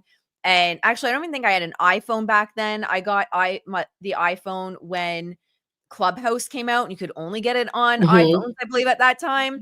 And it was me in a corner of a basement with my phone propped up on books and different objects I had, and just get started. But at the end of the day, you never know where you're going to end up. I think the biggest thing for branding is to make sure that you have your niche, figure out what your niche is, and be authentic to you. Because it's one thing, if you're looking at getting started in terms of like pop culture commentary, it is a crowded space. A lot of people are like, oh, it's not crowded. It is crowded at the end of the day. Any niche is crowded. Saturated. It's saturated. Yeah. So you have to figure out like, what is my niche and what's unique in the lens I bring. So it's not a coincidence that I talk about branding and marketing, because no one, like, really, from what I see, not really anyone else is. So it brings a unique perspective based on my experience, but it also allows me to kind of get my foot in the door from the get-go, because it was a perspective that no one else was really speaking about. So I would say be authentically you. I always call it, when I'm talking with clients, to figure out your particular brand of crazy. You need to figure out what sets you apart, and then find the gap, from a business perspective, what I call it, the gap in the market. So you have to figure out the gap you fill. But once you got that, yeah, you just got to run with it. Got to start somewhere. Yeah. I agree 100%. And I know I feel so weird giving this advice, because I feel like my journey is not typical. I feel like it's, I don't want to say, yes, turn your camera on and talk about what you're passionate about. Because if what you're passionate about doesn't have, I feel like my success came because the topic that I happen to be passionate about right now is a hot topic. Mm-hmm. And the way I deliver it is a little different from everybody else's delivery. Yep. And not to say I'm special or like I'm amazing or anything like that. It's just the way I could say the same sentence Ashley would say, but if you add the little bit of accent I have, my jokes, my mispronunciation of certain words, it's a completely different delivery. And 10 people could laugh at it. 5 could be like, what is this? 20 could be like, she's amazing. And some may not care. The point is, I don't give a damn. I'm going to say it because that's how I want to say it. So again, I feel weird giving this advice because it's a little bit disingenuous to say, turn your camera on, talk about what you want to talk about, because I started doing food content because that's what I wanted to do. I wanted to, not lifestyle exactly, because I don't want to show you my life. Like it's not that interesting, but I love to cook. I told you. So like, I was like, I'm going to do food content. And then whenever we travel, I'll do some travel content. And then this case kind of just fell in my lap. Now, I just happen to be passionate enough about this case to care enough to turn on my camera. So it's cool and all if you like this case, but if you're not passionate about it, and I'm not saying like you don't want to see justice done, but like if you do not care enough to do what me and Ashley are doing, like deep diving, reading court. I did not know I could sit down and read 168-page memorandums and documents and find out what meanings of certain law, terms mean. But I find it out, I actually care to know. So it's weird to say just do what you have interest in and what you're passionate about. But at the end of the day, is what Ashley said, you have to start somewhere. And I remember like last year when I thought I was going to talk about like Love is Blind and stuff, but Love is Blind comes around every couple of months or whatever. Like you're going to be hot for maybe 2-3 weeks while it's happening. After that, what are you going to do? Even with this case, like when this case is gone, what am I going to do? But like, I have so many interests in life. So I'm going to try to, slowly incorporate that. And if you guys are not interested in that, that's fine. You just go back to, or wait for something to come up, So just to either Sarai or anybody else, we have somebody who wants to join. 2 minutes. anybody who wants to start this thing, just make sure you care about what you're doing. That way you don't have to wake up like, oh my God, what are we going to do? What am I going to talk about today? Like, and you're going to have burnout. Yeah. Like, it's hard work. Exactly. And that's one of the biggest problems I see with working with newer entrepreneurs or people that want to get started online. They'll hire me for a brand VIP day or a power session. And then they're like, but I don't want to show up every day, or I don't want to create content, or I don't want to do this or that. Like, you're working your ass off. Like, especially if you're leaving corporate or you're leaving a business that had some kind of security and you want to do something like this full time, you're hustling. The first bit in your business, especially if you're looking to actually make money off of it, you're working harder than you ever did for corporate for a long time until you actually gain that traction. It doesn't mean that one day you get to just lay back and make all the money and keep going with all the views and it keeps pouring in, but it is hard work. It's hard work. Yeah. You're creating even when you're tired after a long day, and the last thing you want to do is show up on video. You're still creating. And the funniest thing is to really plan a content. Like, I've had this happen to me a couple of times. Like, you have an idea, you have this video you want to make, and you're like, well, this is going to hit. And then you get like 2,000 views, and you're like, where are y'all at? And then you make content that you didn't think about. You took 2 seconds to make, you didn't even edit, and it's the one that blows up. So, and I think that's one thing I just thought about that. You cannot expect to blow up. Don't look forward to going viral. It may not happen. It may happen, but that cannot be your goal. I think that's what I really meant to say. Your goal cannot be to go viral, because it's not that easy, and it is that easy at the same time. I don't know if that makes sense at all. Like, you could go viral when you're asleep, or you could be staring at your phone and that video is going to get 200 views and you're going to get pissed off. So you need to be prepared for that. The results, the reward is so little. The work is so massive. Even today, like, I went to bed, I woke up at 3, I went to bed at 5, then I had to wake up again to get my son ready for school. Then I've been up since, because I knew we'll be live today. I needed to, bank some content. So I made like maybe 9 videos that I'll edit later. If none of those videos do well enough, who am I going to complain to? I'm the boss. I'm the manager. I'm HR. I'm everybody. If it does well, the reward is mine. I'm happy. But if it doesn't do well, you need to be prepared to like sulk, be mad, and get back on the horse and try again. So I know it's a very long-winded way of saying try again. But hi, Kenny. Go ahead, Ash. Oh, the thing I was just going to say is you have to figure out what your intention is as well. Because if your intention is for YouTube views now we're getting into branding. Anyone want a lesson in how to build a brand? Well, here you are. I'll take the free lesson. Yeah. If your intention is to build your money and your income off of YouTube video streams and ad revenue, etc., and super chats from YouTube, that's a totally different strategy than it feeding a business, like the views leading to someone in business. Because my videos that get the least amount of views are my highest converters in terms of high profile, or like my one-on-one clients or my brand VIP day clients or my private clients. It's actually the videos that get the lowest views. So you also want to look at what's your brand strategy. So a lot of people find me through my more viral views, my more viral content, but they actually convert into clients through my videos that get like a couple hundred views, because not many people care to watch it. So anyway, that's also thinking about like, what's my actual intention here? Am I building something on YouTube as a streamer, or is YouTube kind of a funnel into something else I'm doing? Yeah. All right. We're going to have Kenny. If I'm saying your name wrong, please tell me, because I hate when people say my name wrong. I know I keep saying that. So I think it's Kenny. Yep. You're up on the stage now. I love the hair. I wish I had the confidence to pull off anything other than jet black, but shout out to you. Hi, Kenny. How are you? Am I saying your name right? Yes, you are. Can you hear me? All right. Yes, you sound great. Okay. You should just try changing your hair color and see what happens. You'd be surprised, because I'm normally the kind of person who hides in a crowd. I don't like to be noticed, but you'd be surprised. It's fun. I'll try. So I don't know. Stay home for a month.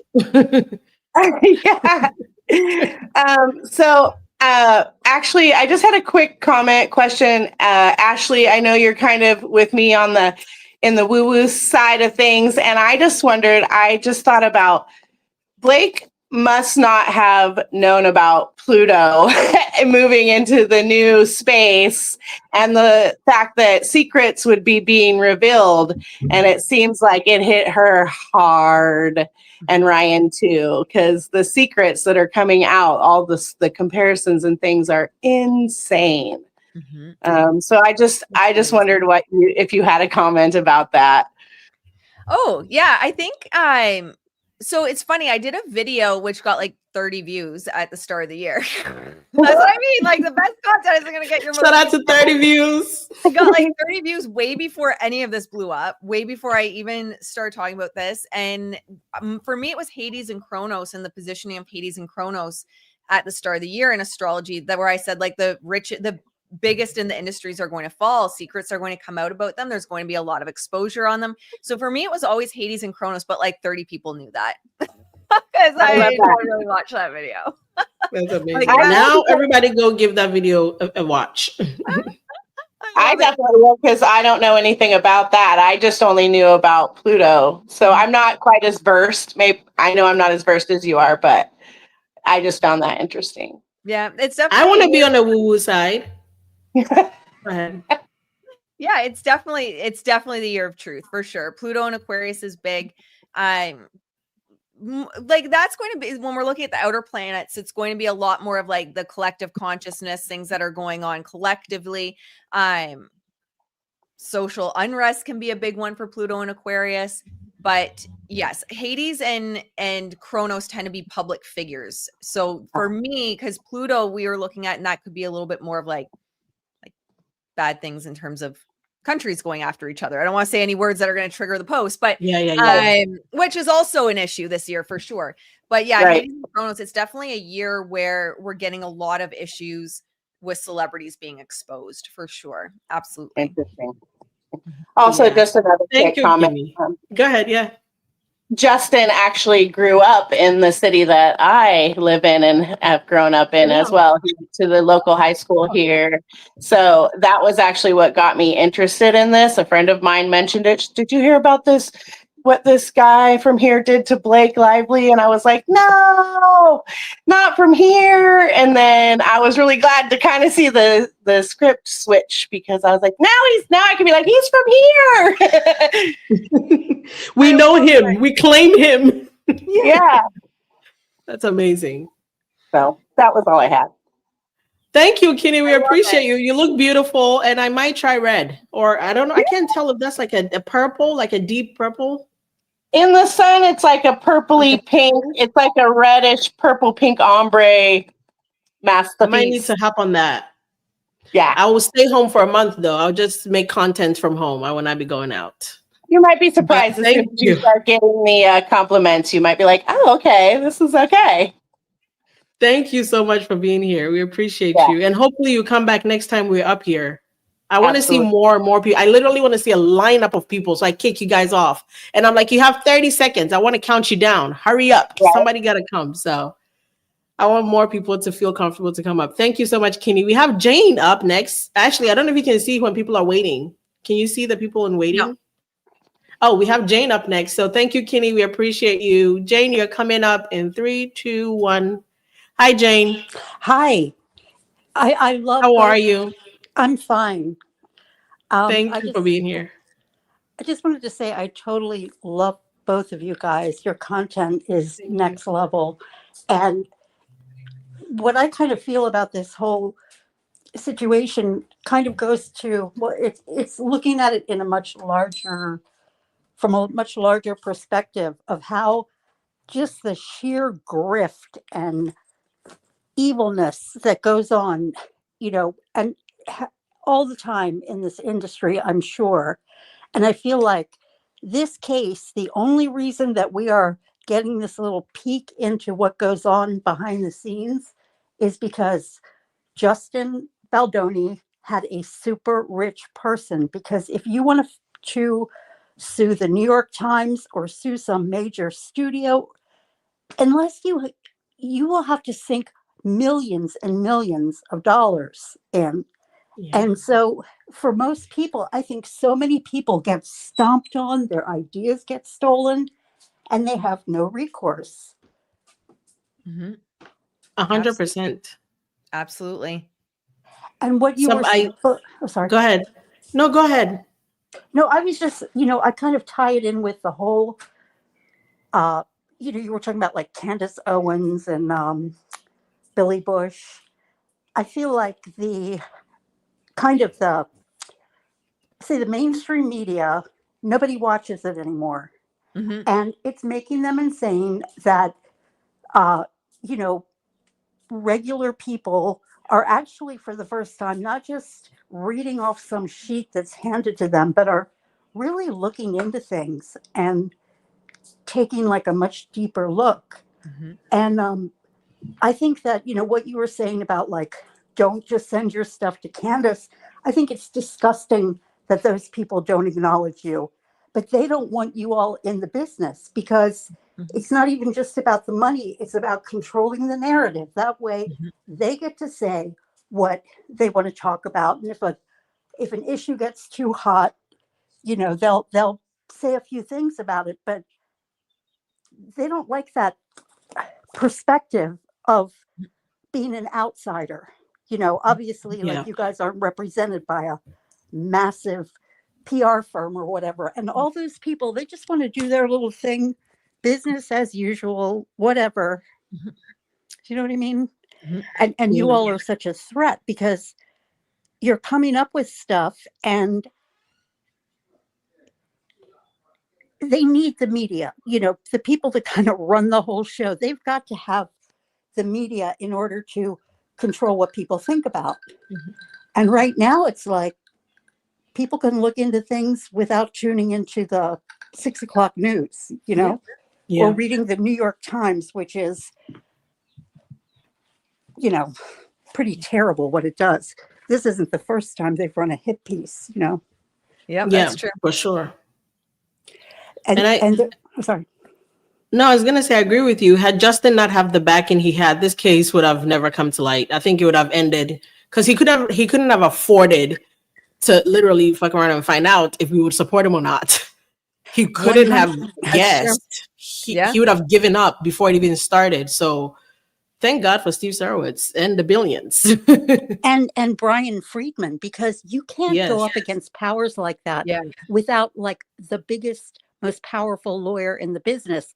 And even if you had like a few million, say you had like $3 million, that wouldn't even begin to cover when these cases, if you're suing New York Times, whatever, and you're not going to get like a great lawyer like that. I mean, they'll be good, but it's just, to me, it's exposing so much. And just really quickly, I don't know if you guys have ever looked into, there's a woman named Ari Jacobs, I think, and she was basically had started this whole business over 10 years ago, like maybe 15 years ago, trying to create kind of like, I guess it would be sort of like a management company for the the viral TikTokers, the people that had this huge influence.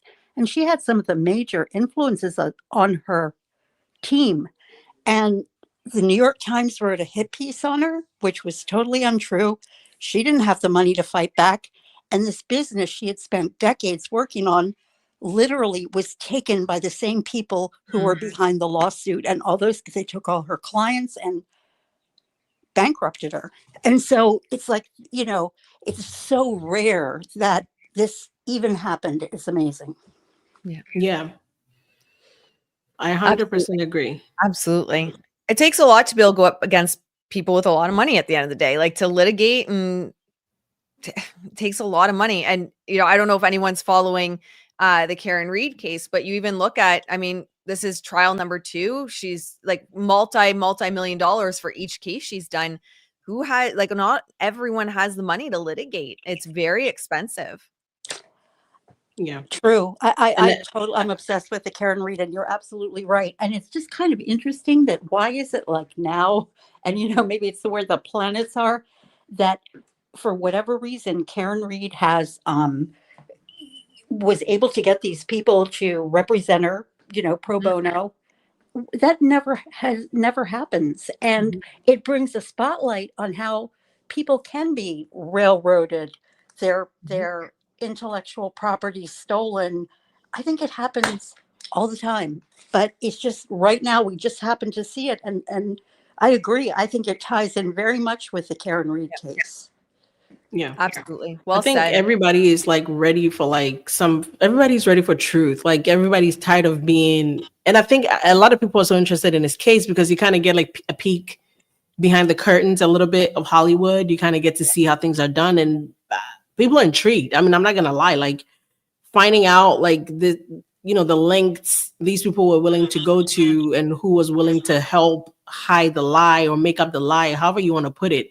It's interesting. You cannot say it's not interesting at the very least, like and wanting to see what the truth is, whatever the truth may be, which I feel like at the end of the day people forget that we still don't know, and we still haven't figured out yet what the motive was. Like why are we even here? What was the point?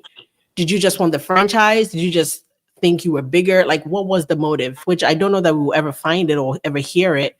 But I love that for us as a society, that everybody is willing to do a little bit of independent thinking and, come up with their own conclusions. Yes. And I think when you say what's the motive, I think there are a lot of motives, of course, money. Yeah. But, Hollywood puts out, I mean, just watching like what they were doing to that little kid in Deadpool, and just it definitely, I'm not about censorship at all. Make whatever you want. But it's like, what chance is there for movies that aren't just totally gross to come out, or totally controlled? And there are great movies that come out. I'm not like that. But it's like, what was that studio, Wayfair? He wanted to make like wholesome movies. How, whether it was documentaries, things that were kind of true and appeal to people. They don't want that. So I think there are For so sure. many levels to this as to reasons why they tried to shut him down. And then the last thing I'll just say is that the arrogance with which these people operate, and they can only do that because this is not a new thing to them. They do it every day. In both cases, they get away with doing whatever they want, and they're the authorities. They've got in Karen Reed, the state has all the money in the world to prosecute her. And in Baldoni, he has that friend, but otherwise it would all just disappear. He would have been buried. Yeah, this case would have been shut. Yeah. Thank you so much, Jane. We appreciate you Thank for you. coming up here and giving us something to think about. Ashley, I had a question for you. Thank you so much, Jane. Hope you come back next time. Thank you. All right. Bye. Guys, I had a question for Ashley because somebody asked, and I know how I feel about it, but I'm going to put it up here. I don't know if you got a chance to see, but somebody said, and it was interesting because I haven't really thought about it, but I would love to. Somebody says, would you have any debates from Blake Lively, pro Blake supporters? What is your take on that, Ash? The key word is debate, an open conversation where we can come to a third perspective, right? And most people online cannot, well, even, not even just necessarily pro Blake. Great book, by the way, Africa Brooke, The Third Perspective. I think it's in my other room. You guys all need to get that book. It's fantastic. It's going to drive me crazy where it is. But anyway, Africa Brooke, The Third Perspective. If someone was willing to come to a third perspective, yes, and have an actual debate. But people, I find the issue that we're having overall in society right now is people aren't open to other perspectives. And if you say your perspective, well, now you're the bad guy and I hate you. And they take what you say out of context and they twist your meaning. And now what you originally said has lost all meaning and it doesn't mean what you originally said. So if someone was genuinely willing to have an open conversation, absolutely. But that's typically not what happens. And and I'm saying that from all sides of any debate, typically people are so stuck in their direction and in their worldview that they're not willing to come together. But yes, if someone was actually willing to have an open, honest conversation and be open-minded, 100%. Oh, there it is. You have your own producer?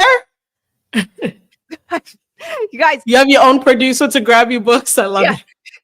I have my team behind the scenes. Exactly. Your team is behind you. Great book, but she's fantastic. It's Brave Expression in the Age of Intolerance. And she's a specialist on censorship, self-censorship, but also cancel culture. Great book. But yes, if someone was willing to have that open, honest conversation, 100%. Absolutely. Well, butter my backside and call me a biscuit, Ashley, because that's exactly what I was going to say.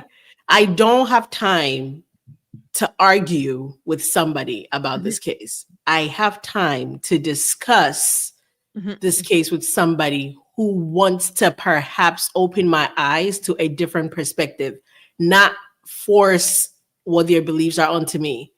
Yep. When I make my videos, I'm not telling you to believe me. I'm telling you to see what I'm showing you and deduce whatever you're going to deduce out of it. I'm never shoving the information down your throat. I'm telling you from what I see, 1 + 1 is always 2. You trying to convince me 1 + 1 could be 4. It's not the conversation I'm trying to have. Like, tell me why you think you have a different way to get the same answer I have. And then we could talk. But don't try to tell me I'm wrong. My math is wrong. And I'm using math as an example because I feel like that's the easiest way to, I guess, visualize. But people I've seen pro-Blake people are not trying to have a conversation. They want to tell you how you're wrong. And they're going to remind you Blake is a woman as though I'm not a woman. Like, what does that mean to me? It means nothing to me. Is she telling the truth? Do her actions match? Do her words and her actions and, the evidence, do they even correlate? They don't. Literally, it's like whatever evidence, which I still don't know what evidence she's provided, but okay. The evidence she claims she's provided are not even on the same spectrum as her actions. You can't go from, I'm a mother, I have 4 kids. One interview, I have a video in my drafts, but I don't really care about, so I'll talk about here. She talks about the, Child Coalition and how they're protecting children and predators and people get into fields to work with kids. So on one hand, you love kids, you want to protect kids. And I want to reiterate, I am in no way, shape, or form saying those kids are unsafe in that household. I'm talking about the fact that their parents should have done a better job protecting them on the set. You and your husband cannot sit in interviews and talk about how child actors are horrible. Parents of showbiz are horrible. Oh, in the same breath, hey, Inez, 7 years old, say these lines that daddy wrote. If you don't say them, daddy's going to find somebody else. And me and Mr. Levy, Owen's goddaddy, we're going to coach you how to say it 700 times. The math does not math. 2 things cannot be true in this situation. So all this to say, like, if you want to watch my videos and come up with your own conclusions, you don't agree, that's different. What will not happen is you will not come and insult me. You will not call me less of a woman. You will not, because some of the emails y'all be sending is crazy. But you're not sending from your real email. So we're not going to talk about it. If it was from your real emails, I'll put y'all on blast, but it's coming from burners. Like, you will not call me out of my name. You will not call me, racial terms, because girl, they be trying it and they be trying it in the emails. Oh yeah.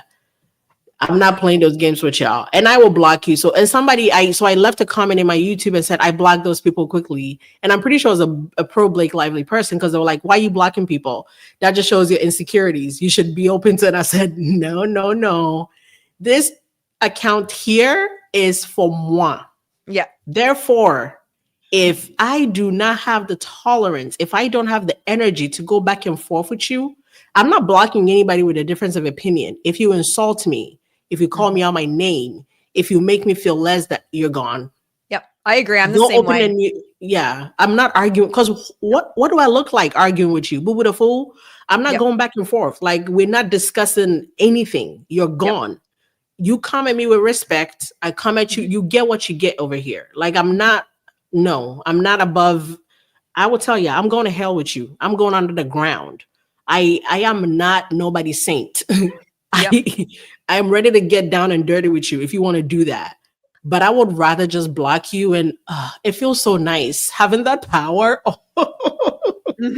love the block button. It's like, I'm that girl. Block, you're gone. If you want to talk about it, open a new email account. So a debate is one thing. A conversation is another thing. An argument, I'm not doing it. Nobody pays me. Nobody's paying me actually for this. Like, I don't get paid enough right now. Nobody's paying me to do this with you. So literally when the case happened with the girl about the hotel and I shared my opinions about it, I posted the video that she claimed she had, and then she went on her page and it's like, well, even though I didn't want to share the video, somebody else shared it. And then she tagged me by name and called me out by name, even though I didn't get the video from her. I'm like, your problem is not with me. You claim you gave the video to 2 people. I didn't get it from any of those 2 people. And then she tagged me, and then people from her page came into my email. Somebody literally wrote me an email, which I'm not going to show, but I'm going to allude to what they said, if you guys can figure it out. They called me the word you're not supposed to call anybody that looks like me. They reminded me I'm African. They reminded me I'm Black. And I was like, well, that's redundant. you didn't have to do all of that. Yeah. And then I was like, okay, well, you're gone. And the email wasn't even real because it was like a first name and a bunch of like letters. You know, it seemed like they were in a hurry to create an email like XYZD. And I was like, well, you're lazy. You should have really come at me straight with your phone number and everything so we could have duked it out. But it's never that serious. If you're going into somebody's email, talking to them crazy, you've lost the plot. Yeah. Blake Lively doesn't know you. Ryan Reynolds doesn't know you. If you want to create an account and defend them, do that. Yep. But to really come at somebody with opposing opinions is crazy work. Like, I'm not going back and forth. So I do block. I love the block button. I'm not ashamed to say it. Yeah. And I think it's my right as the owner of the account. And again, it's your right to block me. You never have to. Do you know how easy it is to never see me? Just block me. But you don't. You comment back and talk crazy to me and you think I'm supposed to listen? No, I will block you. So that's a very long way of saying we're open to a conversation that leads somewhere. But I'm not going to sit here and belabor the point of Blake is right, Justin is wrong, Justin is wrong, Blake is right. I'm not doing it. Give me something that makes me see the situation different. Don't give me what Blake is. I'm not doing that with you. No. What do we have? We don't have anybody else waiting. Ashley, what do you think? We have 2 minutes to 3 hours. Oh my God. Have we outdone ourselves? That's why I have about like 15 minutes before I have to go do farm chores for the evening. But yeah, I think, I definitely have to come to the farm. I would love to have you at the farm. Oh my goodness. Are you guys 3 minutes while Ashley's talking? If you haven't liked the stream, please do. How many likes do we have? I don't know. How do I see how many likes we have? Let me go. Know how, honestly, when I'm a grandma. We have, according to my phone, we have 478 likes.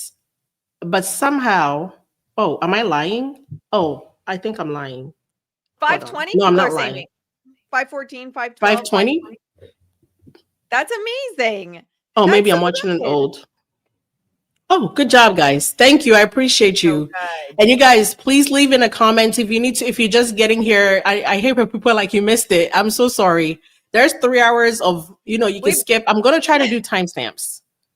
Oh gosh, I used to do those, and people still got upset with me because they weren't good enough. And I was like, fine, figure out the spot on your own then, because I'm not wasting my time doing timestamps anymore if you're going to complain anyway. So raw dog the video and figure it out for yourself. Raw dog it.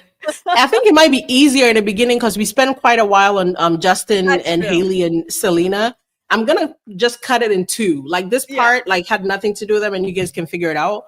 But make sure you leave in the comments anything you guys want us to improve on. I would love to hear it because, again, this is kind of like our legit first one. And Ashley and I are going to be doing this. We haven't decided how many times a week or even if it will be multiple times a week. But I think we might be, until we create like our own channel, we will just be going back and forth between our channels. So it's easier if you subscribe to both of us so you know who is doing what. Either way, we will announce it on both of our socials so you know where it's going to be. But I really want to appreciate you guys. What happened? I want to laugh too. Here. Somebody said what? Oh, by the way, Leo. Well, that's all, folks. You don't have to go home, but you can't stay here. Yeah, you don't have to go home, but you got to go somewhere. You gotta go somewhere. I'm gonna have a video dropping later tonight. So if you want more on Donut Gate, make sure to like my channel because I'm gonna have a video that's about 45 minutes. If 3 hours wasn't enough, we can almost get you up to between your reels, my video later, we're gonna get people up to over 4 hours of content today. We got them. Yeah. And I have a video dropping later. I haven't decided on what topic, but you can pick between Ryan Reynolds confirming Blake is his beard. I know he said it.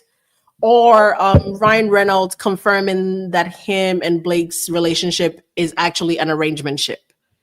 I swear to God, from his mouth. And y'all know how my videos go. I got the evidence to back it up. There's one video where he swears Blake Lively is his beard, and there's one where he swears him and Blake's relationship is an arrangementship. And he says it on more than 5 occasions. So I don't know which one I'm going to drop for you guys tonight, but it'll probably be dropping around 5 p.m. It's going to be a reel. It's going to be short. Ashley will drop her long form for you guys because I know you guys love long form. So somebody says we need both. I know. If whatever you don't get today, you're going to get it tomorrow. So just keep your eyes peeled on all the accounts is all I'm going to say. Leo, I'm Ashley, not going live, my friend. It'll be a pre-recorded. I recorded it. it's going to be pre-recorded. I figured Girl, this at was this your point, live they today. want the You got live 3 hours of me daily. live. Yeah. Y'all want to do daily lives is crazy. Y'all want to do daily lives? I'm going to give you guys daily lives, but not this long. And anytime Ashley wants to hop on mine, I would have her. So talk to her because Ashley's busy. Ashley is busy. The fact that she gave us 3 hours is like, it's I have to crazy work it work. around client work, so I have to strategically. But I know if we're talking, it can't be on a day I have client work, or at least Yeah. not a lot of it, because I know it's not going to be like an hour and then I'm off. I know it's going to be a while. So Yeah, because if I'm doing like regular daily lives, I'm gonna try to keep it to an hour, maybe 45 minutes. But when you get both of us, you see this mess? we don't It shut don't up. stop. No, we don't shut up. Air 5. Yeah. We don't stop, please. No. Don't encourage this. Don't encourage this any further. Yeah. I think people should start telling us to like cut it off in the comments, like when we hit 1 hour, so we can actually stop. Yeah. No, we talk a Yeah. lot, the two of us. Can We you present imagine if facts, we not did the it arguments. daily? Oh my I feel like gosh. people will start blocking us for real. But this has been great. We hit 3 hours. If we're doing that daily, y'all better get us monetized so this is our full-time job for both of us, because We're gonna stay here for 3 hours every day. I'd be paying my bills in the farm sanctuary and Elsie's bills. Yeah. But Yeah, seriously. I love it. I would just move. I would just move to the sanctuary. Yeah. I would just move to Canada. All right, guys, we got 551 likes from what I can see over here. I don't know if it's accurate, but thank you. I want to say I appreciate everybody for being here. I don't know how many views we got exactly all together, but just, people coming in and going out. I understand not everybody can stick around for 3 hours. If you did, you're the real MVP. Latrina said, no, cutting off. No, we will be back. I love that you guys. Some of my favorite people streams who are want like more. the Emily D. Baker ones where she streams for like 8, 9, 10 hours and I'm just listening in the background. So like, there is a Yeah. desire for very long streams. Wow. Thank you guys. I appreciate it. Everybody who stopped by and went out, we appreciate you. You did your job. Everybody who was here from inception to now, you're the real MVPs. Somebody says get PO box so we can send gifts. You guys are amazing. That's so cool. Ashley, you Popcorn Planet. What are you doing here, Andy? Go Elswich and Ashley. Hi, Andy. You guys, is Andy going live? If Andy's going live, I'm sending you there. We all look at love me sending Andy. people somewhere. So I have to tell you, I almost passed out. Everyone was messaging me saying, Andy messaged you or mentioned you on his channel. He gave you a shout out. So my whole community is messaging me. And Andy was one of the first streamers I ever watched. So I was having a panic attack. My husband's like, are you going to watch the video? Because I watch everything, right? I'm like, I'm not watching that one. He goes, why? I'm like, I'm going to pass out. It's Andy at Popcorn Planet. Are you kidding me? No, so I'm much fancier than you because Andy messaged me before he shouted me out. So I knew it was coming because I'm fancier. I got caught off guard. I'm just fancier. I'm so messing with you. But thank you, Andy. We sing your praises here all the time. Look, Andy's getting all the love in the comments.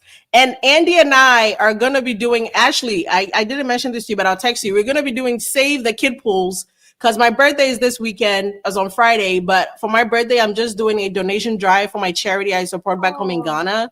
So we're going to be doing a live, getting some donations, getting some gifts sent for the kids. So if you guys want to join that live, I think we're going to do it on Thursday. I'm still working with Andy on the exact timing. We will put out a flyer to let you guys know, but we're going to be saving all the kid pools and teach them not to say bad words and keep the kids in school. Yeah, not showbiz. Keep the kids in school. They're not going to be doing showbiz. But wow. 3 hours, and you guys, we never dropped below 400 during live. So That was This is amazing. We know how to talk. Yeah. And I just Girl. love it. We could talk. And you guys, if you have any suggestions, if you save the kid pools, yeah. If you have any topics you want Ashley and I to attack, send it to us in the DMs. Well, and let us know, because my community has wanted us to do like a podcast together. Yeah. And if there's enough, if you guys want it, I mean, we can put it together. We may or may not have If we build it, they will come. Yeah. We may have been talking about it or not, but we want confirmation from you guys. Maybe we'll do a poll on Instagram or something. Oh, and have I people don't know how to do a decide. poll here. That's fancy. That's fancy. Here, you can do polls on maybe next time. Man. We'll figure I it learned out. that from watching the real streamers. You can do polls. I don't know how to do one. Are you kidding me? I'll figure it out. I'll make it work. I'll figure it out. But thank you guys. We'll announce our next live in time enough for you to know. But I will still go live tomorrow. It will be much shorter, maybe 30 to 45 minutes, max an hour, because the child has to get picked up. But thank you guys. And Ashley has to go watch the chickens. No, honestly, She has so about I'm a million of watching them. my husband's out there right now. Like, he just had running around you. He's collecting eggs for me, and he's probably like, she doesn't shut up. It's like, can she ever shut up? He probably heard he streams, right? He loves watching us together, right? Same. My husband does the same thing. Yeah, it's like, she's not shutting up. It's He would text me like, "Are you gonna close soon? Because we have to eat dinner." I'm like, "You'll be fine. You're not gonna die. You'll be fine." But wow, thank everybody for being here. There's still 308 of you here strong. If you haven't subscribed, go ahead, Ash. Oh no, B-Rit. Yes, I have to get pictures of B-Rit. My silky chicken that's named after Britney Spears. I named them after celebrities. My chickens. I still need to get. We got to get a B-Rit Blake for one. you. We got to get a Blake chicken. Do I have any sassy ones? So my sassy chickens I used to name after sassy celebrities. That's a true story. I won't say the names, but anyway, I'll figure out who's Blake. They're all chill right now. They're all pretty good. Oh no, I know a Blake. When I'm looking at her right now, she's attacking all the other ones. She'll be Blake. That's funny. No, but you guys, if you guys want us to talk about anything, just because we can prepare. All right, everybody. I know where I'm sending you. You're going to It's Kim. If you don't follow Kim already, literally it's ITS Kim, like Kim Kardashian, but no Kardashian. It's Kim. Profile is gonna be purple, very fancy, schmancy. It's Kim. She's amazing. Kim works with Andy. I was with her on live with Andy last week. Chef's kiss, sweet girl, amazing stream. I'm actually gonna go watch her when I get off here before I go get the kid. So you guys go watch Kim. Let's go show her some love and some support. Subscribe to Ashley. Subscribe to me if you haven't. Everybody already subscribes to Andy because Andy's the reason I even have a following. So, but if for some reason you didn't know who Andy was, hey, Andy, I'm plugging you. How about that? Everybody, if you don't subscribe to Andy, go follow Andy now. But I just want to say thank you guys. I appreciate it again. And you guys, we're going to celebrate my birthday together. I'm going to get a cake and we're going to blow it up on here. I don't know what we're going to do with it, but it's going to be a good cake. I'm going to get a cake and eat it in honor of your birthday. Yeah, everybody should get a cake at home. Picture me eating it. No, everybody get a cake at home and we're going to blow it out together. And here's to me hoping tomorrow Blake Lively comes out and says, April Fools, guys. I was joking. Oh my gosh, it is almost April Fools. It's tomorrow. I'm really hoping. I'm hoping Blake Lively comes out and says, April Fools. I don't think she would do it. But you guys sub to Andy, go sub to Kim. Andy's right here. Popcorn Planet literally is a popcorn as a planet. You cannot miss it if you do know who Andy was. But shout out to all of you for getting me to almost 10K, literally a week after I asked you for 5K. Everybody's amazing. I appreciate it. I can't say it enough. We will have cake on Friday. If you want a piece, though, you have to get your own piece because virtual cake would be wild. Like me feeding y'all cake through the camera we'll be bordering OF at that point. Oh my gosh. Speaking of that, you guys definitely have to see the reel in the video that's coming later tonight. Because Blake makes a joke about being on OnlyFans. I found a video of her. Yeah. This is why we are on stream for 3 hours, Ashley. Yeah. Our brains are like, wait, I create content on that. That's right. Andy, thank you so much. I appreciate Andy so much. You guys have no idea. I say it all the time, so I hope it's not missed and I hope everybody understands. But everybody go watch Kim's live. I'm gonna go join Andy over there. Let's give Kim some love. She's the sweetest. Let's get her subs up. Sub to Ashley. Don't forget, we're gonna check. We're gonna check next time. If you don't sub, we're kicking you out. You guys I don't don't get know. another I don't video think it's then. possible. Sorry. Thank you. If you don't get Ashley to 10K, because Ashley is close to 10K as well. How about this? We don't do another video till we're both at 10K. Go do your homework, guys. Go do your homework. I'm accosting all of you till you sub. Thank you. Chef's kiss. Ashley, go watch the chickens. I'm gonna go watch the boy. And thank you guys for everything. I can't say it enough. And I will be dropping that video later today. Either the arrangementships or the beard. It's gonna be one of them. Keep an eye out for it. Thank you, everybody. How about a good guys. bye? Thanks, Bye, So bye, nice to see you guys. bye. Thank you guys so much. All right.